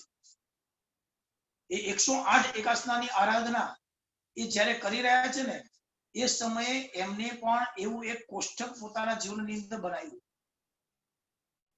આચાર્ય ભગવંતની પ્રેરણાથી જેમને આ આરાધના શરૂ કરી એ આચાર્ય ભગવંતે પોતાના જીવન એમને એવું કોષ્ટક પણ બધાને મોકલી આપ્યું કે આજે તમે કયા પરમાત્માની આરાધના કરી રહ્યા છો. જે વ્યક્તિ 108 તીર્થની આરાધના કરવા માટે જાય ને તૈયાર થાય 108 પાર્ષદ ભગવાન એ પોતાના જીવનની અંદર જ્યારે 108 પાર્ષદ ભગવાનના નામ સ્મરણ કરે અને એમને બનાવેલા એક કોષ્ટકની અંદર શંખેશ્વર પાર્ષદ રાઈટ એમની યાત્રા કરેલી છે. નાગેશ્વર પાર્ષદ આંખ બંધ કરે અને નાગેશ્વર પાર્ષદ પરમાત્માની સ્મૃતિ થાય અને એમાં રાઈટ કરવામાં આવે આ તીર્થની મેં યાત્રા કરી છે. આવું એક કર્તવ્ય આપણું પોતાનું છે કે 11 કર્તવ્યો જે છે ને એને સતત આપણા ધ્યાનની અંદર રાખો અને ધ્યાનની અંદર રાખીને કયા કર્તવ્યની પૂર્ણાહુતિ આપણે કરી છે, કયું કર્તવ્ય હજી વર્ષ દરમિયાન આપણે કરવાનું બાકી છે અને કયું કર્તવ્ય કરતી વખતે આપણને કેટલો સમય થયો. સમય કેમ યાદ કરવો છે કે આપણે કર્તવ્યોની અંદર કોઈ લિમિટ નથી રાખેલી, પરંતુ આપણે એમાં અનલિમિટેડ કામ કરીને એક કર્તવ્ય એક વખત કરવાનું કીધું કે સ્નાત્ર પૂજા ભણાવવાની છે. ઘરની અંદર 5 જણના જન્મ મહોત્સવ આવે ને એટલે જન્મની ઉજવણી કરવાની આવે ને તો 5 જણના બર્થડે આપણે 5 વખત ઉજવીએ છીએ. એક જ બર્થડે ની અંદર 5 બર્થડે આપણે ઉજવતા નથી. તો 12 મહિનાની અંદર 24 તીર્થંકર પરમાત્મા છે તો 24 વખત એમના જન્મ કલ્યાણક આવશે. કોઈ તિથિ એવી હશે કે એક તિથિની દિવસે 2 કલ્યાણક આવી ગયા, 2 જણના જન્મ કલ્યાણક. તો એ દિવસે 2 કલ્યાણકની 2 તીર્થંકર પરમાત્માના કલ્યાણકની ઉજવણીનો લાભ પણ આપણને મળી જાય. અને એ દિવસે સ્નાત્ર મહોત્સવ આપણે ભણાવવાનો. એ સ્નાત્ર મહોત્સવ આપણે ભણાવીએ એટલે 100% આપણને એ કલ્યાણક અને પરમાત્માની આરાધનાનું ફળ મળે છે. આવી રીતે આપણે આપણા જીવનની અંદર 11 કર્તવ્યો કરીએ, 11 કર્તવ્યની આરાધના કરીએ અને યથાશક્તિ આપણે 11 કર્તવ્યનું પરિપાલન આપણે કરીએ આપણા જીવનની અંદર એવી શક્તિ બધાને પ્રાપ્ત થાય એવી એક અભ્યર્થના છે. શાસનદેવની એવી પ્રાર્થના છે. આ બીજા દિવસનું કર્તવ્યનું પ્રવચન આપણે અહીંયા પૂરું કરી રહ્યા છીએ. આ સ્વાધ્યાય આપણે અહીંયા પૂરો કરી રહ્યા છીએ. આજનો ત્રીજો દિવસ છે. અષ્ટાનિકાના પ્રવચન નિમિત્તે ત્રીજો દિવસ ખરો, પણ સાથે સાથે આપણા કર્તવ્યની અંદર શ્રાવકના 12 વ્રતોની અંદર 11મા નંબરનું વ્રત પૌષોધોપવાસ વ્રત આવે છે. આજના કર્તવ્ય સ્વરૂપે આજના પ્રવચનના વિષય સ્વરૂપે પૌષધનો મહિમા, પૌષધ વ્રતનો મહિમા અહીં કહેવામાં આવ્યું છે. પૌષધ વ્રત એટલે શું? તો પૌષધ વ્રત એટલે સંયમ જીવનની તાલીમ, જેના દ્વારા સંયમ જીવનની આરાધના સાધનાનો આસ્વાદ ચાખવામાં આવે. 47 દિવસના પૌષધ તપની આરાધના કરીને ઉદ્ધાન તપની આરાધના કરનાર શ્રાવકો 64 પ્રહરી પૌષધની આરાધના કરીને વર્ષના મહાપર્વની આરાધના સાધુ ભગવંતની નિશ્રાય ગુરુ ભગવંતની નિશ્રાય કરીને સંયમ જીવનની તાલીમ જે આત્માઓ મેળવે છે એ જ આત્મા મહાત્મા બની શકે છે. અને એ જે બનેલા મહાત્મા છે ને એ પરમાત્મા સુધી પહોંચવાનો એમનો રસ્તો સરળ થઈ જાય છે.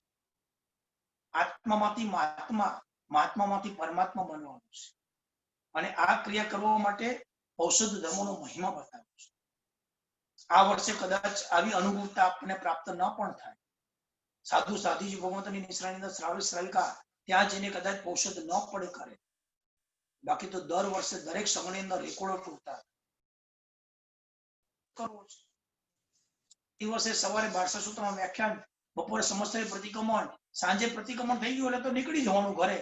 એ દિવસી પ્રતિક્રમણ, દિવસી ઔષધ, એક દિવસનો ઔષધ કરવા માટે 50, 60, 70, 80, 100, 150, 200 ઘણા બધા આરાધકો એક જ ઉપાસનાની એકત્રિત થઈ અને ઔષધ ધર્મની આરાધના સ્વયં જીવનની તાલીમ સ્વરૂપે કરતા. તો શું આ વખતે આપણે તાલીમથી વંચિત રહેશું?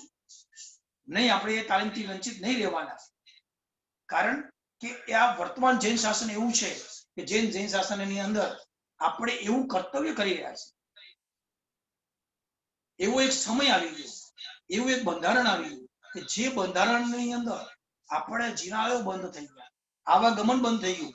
અને આવાગમનના બંધના સમયે અખંડ રીતે કરાતી આરાધના ભારતભરની અંદર દર વર્ષે કોઈની કોઈ જગ્યાએ ઔષધ ધર્મની આરાધના, સાધુ જીવનના તાલીમ સર્વની આરાધના જે વ્યક્તિ કરતા હોય, જ્યાં ઉદ્ધાન તપની આરાધના સામુદાયિક સ્વરૂપે થતી હતી, એ સામુદાયિક સ્વરૂપે થતી આરાધનાને ખંડિત ન થાય એના માટે કલાપુરમ તીર્થ દેવલાલી મુકામે આ કોરોનાની પરિસ્થિતિ અંદર પણ સંગીતકાર એવા હર્ષિતભાઈ ભીવંડી વાળાએ ઉદ્ધાન તપની આરાધના એક જ વ્યક્તિ, ભારતભરની અંદર ઘણા વ્યક્તિ પોતપોતાના ગુરુ ભગવંતની નિષ્ઠામાં કદાચ કરવાનો પ્રયત્ન કર્યો હશે, 18મી કરવાનો પ્રયત્ન કર્યો છે, પણ જઈ નહીં શક્યા હોય, પહોંચી નહીં શક્યા હોય.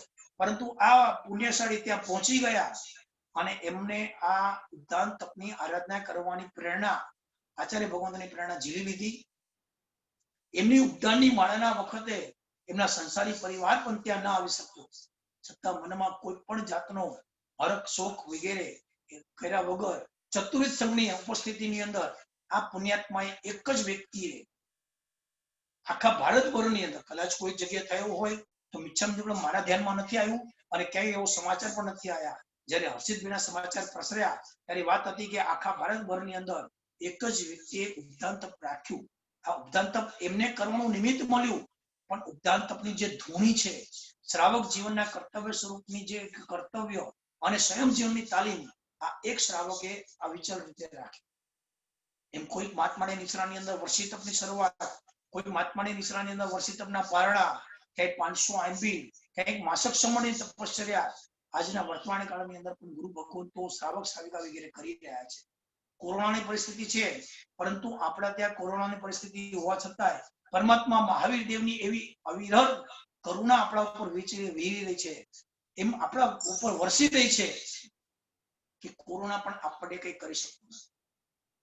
આપણા 5 પરમાત્માના શાસનના, પરમાત્માના અનુય તરીકે જે સ્વયં જીવનનો માર્ગ સ્વીકાર કરે છે એવા મહાત્મા, એમના 5 મહાવ્રતો એ તો ન્યૂઝ વાળા પણ બોલે છે કે વર્તમાન પરિસ્થિતિને આ મહાવીર સ્વામી ભગવાનના, એ ભગવાન શબ્દ નથી બોલી શકતા હોતા, કાં તો નહીં બોલતા હોય, કાં તો નહીં આવડતો હોય, પણ એમ તો કે છે કે ભગવાન મહાવીરના આ 5 જે આચારો છે, જેના સાધુ ભગવંતો ફોલો કરે છે, વર્તમાન પરિસ્થિતિની અંદર એ 5 આચારોને જો વ્યક્તિએ ફોલો કર્યો હોત ને તો આ સંસ્કૃતિનો વિનાશ ન થયો હોય અને આવો કોરોના જેવો મહારોગ ન આવ્યો. આવું જૈન શાસન આપણને સૌને પ્રાપ્ત થયું છે, એનું ગર્વ અને એનું અભિમાન 100% આપણને સૌને થયું છે. અને એ જૈન શાસનની તાલીમ સ્વરૂપે ઔષધનો મહિમા આપણને બતાવવામાં આવેલો છે. જિંદાસ શેઠનું, સુદર્શન શેઠનું આપણા ત્યાં એક દ્રષ્ટાંત આવે છે કે ઉદ્ધાન તપ ઔષધ તપની આરાધના એમણે કરી પોતાના જીવનની અંદર. એ જે નગરની અંદર રહેતા હતા, એ નગરની અંદર એક કપિલા કરીને વ્યક્તિ હતી, એના ભાઈબંધની જ પત્ની. અને જ્યારે એને સુદર્શન શેઠને જોયો છે ને, એના ઉપર મોહિત થઈ જવાને કારણે ઘણી બધી વખત એને વિચાર કર્યો કે આ વ્યક્તિને હું મારા વશમાં લાવી દઉં, પણ એવું કોઈ કાર્ય થઈ ન શક્યું. અને એક સમય એવો આવ્યો કે એને પોતાના પતિને કંઈક ધંધાર્થે બહાર જવાનું થયું અને પોતાના પતિ બીમાર થયા છે એવું એના પતિના મિત્રને કહેવામાં આવ્યું, કે સુદર્શન શેઠને કહેવામાં આવ્યું કે તમે મારા ઘરે પધારો, તમારા મિત્રને ઘણો બધો તાવ આવેલો છે, ઘણા બીમાર થઈ ગયેલા છે. આને કઈ ખબર ન હોવાને કારણે ત્યાં પહોંચી તો ગયા અને આ કપિલાએ પોતાના દરવાજા બંધ કરી દીધા અને અનુચિત માંગણી કરી હતી. હવે એક સમય એવો આવી ગયો છે, શું શ્રાવક એવા સુદર્શન શ્રાવકે વિચાર કર્યો કે આ પરસ્ત્રી નથી, મારા મિત્રની જ પત્ની છે અને મારા માટે તો પરસ્ત્રી છે, પરંતુ હવે આના ચુંગલમાંથી બચી ગઈ અને બચવા માટે જુઓ મહાપુરુષો ના પંથે મહાજનો એનો કરતા સપંથા, જે વ્યક્તિ મહાપુરુષોના પંથ ઉપર ચાલેલા હોય ને એના મનની અંદર એ વખતે ઔત્પાતિકી બુદ્ધિનું ઉત્પાદન થાય એ વખતે આ શ્રાવકના મોઢામાંથી સહસા શબ્દ નીકળી ગયો, બેન તું જે પ્રમાણેની માંગણી કરે છે ને એ તારી માંગણીને તો હું પોષી શકું એમ જ નથી. ત્યારે કપિલા કહે છે કેમ? તો કે હું તો જન્મથી નપુંસકલી છું, હું નપુંસક છું, હું કોઈ સ્ત્રીને સુખ આપી શકું એમ નથી.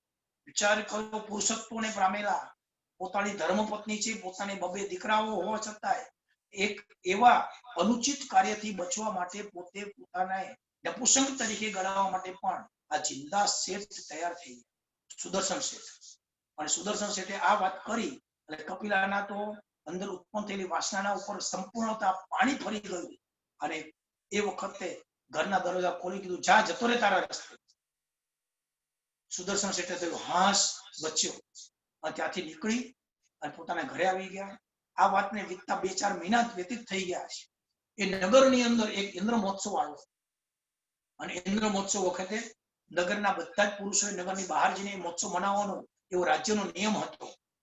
પરંતુ એ દિવસે પર્વતિથિ પણ હતી અને પર્વતિથિને દિવસે આ સુદર્શન શેઠ પૌષદ ધર્મની આરાધના કરતા અને સુદર્શન શેઠે રાજાની પાસે વિશિષ્ટ પ્રકારે રજા માંગી અને રાજાને ખબર હતી આના ઉપર, એને રજા પણ આપી દીધી કે તમારે પૌષદ ધર્મની આરાધના કરવી છે તમે કરી શકો છો.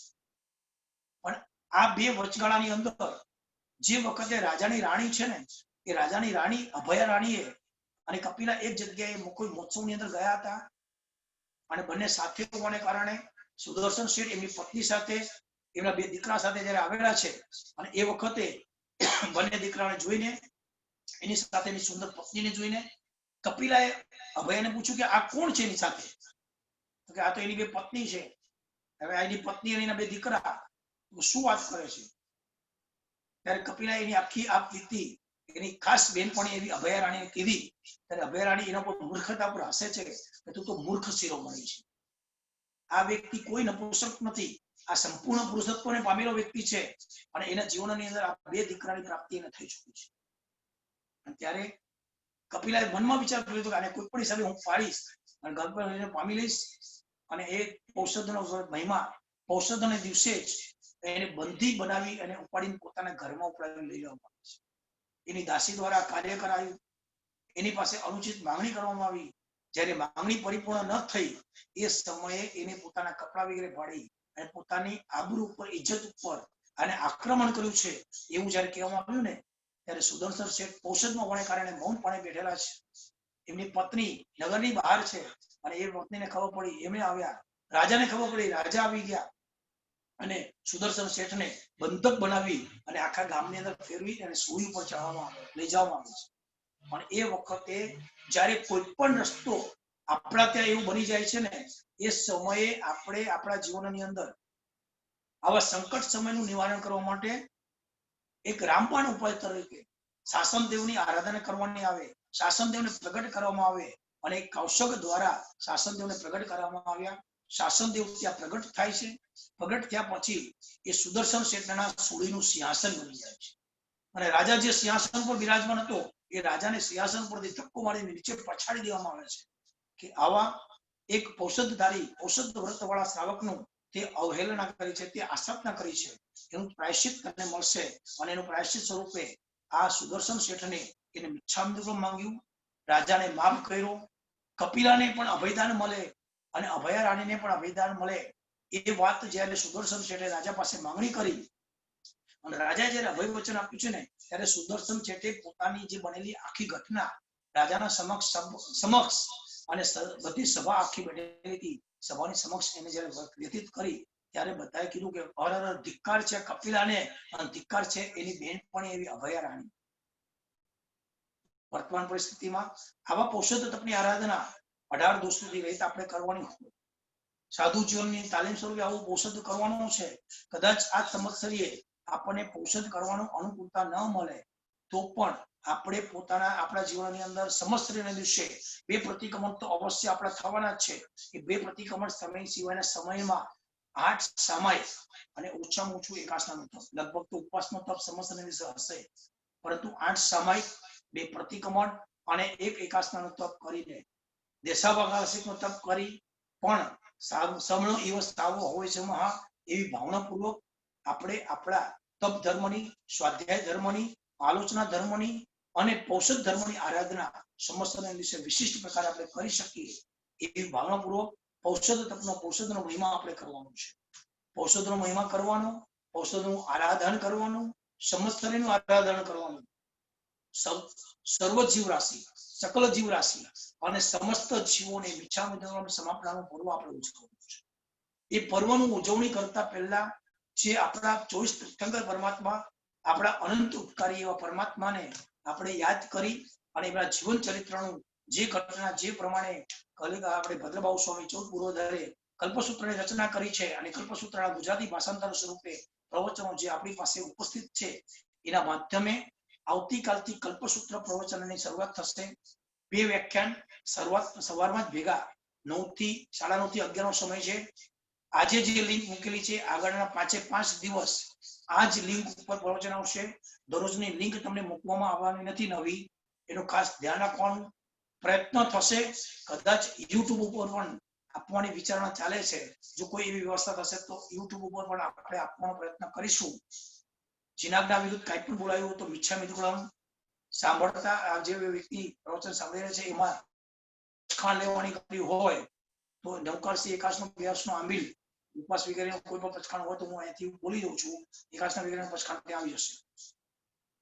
ઉગે સુરે નમુકાર સંયમ મુઠી સંયમ પચખાઈ ઉગે સુરે ચોયે બેરામ અસ્નામ પાણમ ખાઈમમ સાઈમમ અણવરગુણ સસ્સાગારણમ પચ્છન ગાળમ દિશાવણમ સાવણમ મતરણમ સભ્વ સમયવતેરણમ એગાસનમ વ્યાસનમ પચખાઈ દિવ્યમ બેરામ અસ્નામ ખાઈમમ સાઈમમ ગુરુ ઉઠાણેનમ પારિઠ્યા વણેગરમ મતરણમ સવ સમયતણમ પાણસ લેવેણવા અલેણવા અછેણવા ભોલેણવા સસિદ્ધિનવા અસિદ્ધિનવા ઉશિરૈ સર્વમંગલ માંગલ્યમ સર્વ કલ્યાણ કારણમ પ્રધાનમ સર્વ ધર્માણમ જૈનમ જયતિ શાસનમ.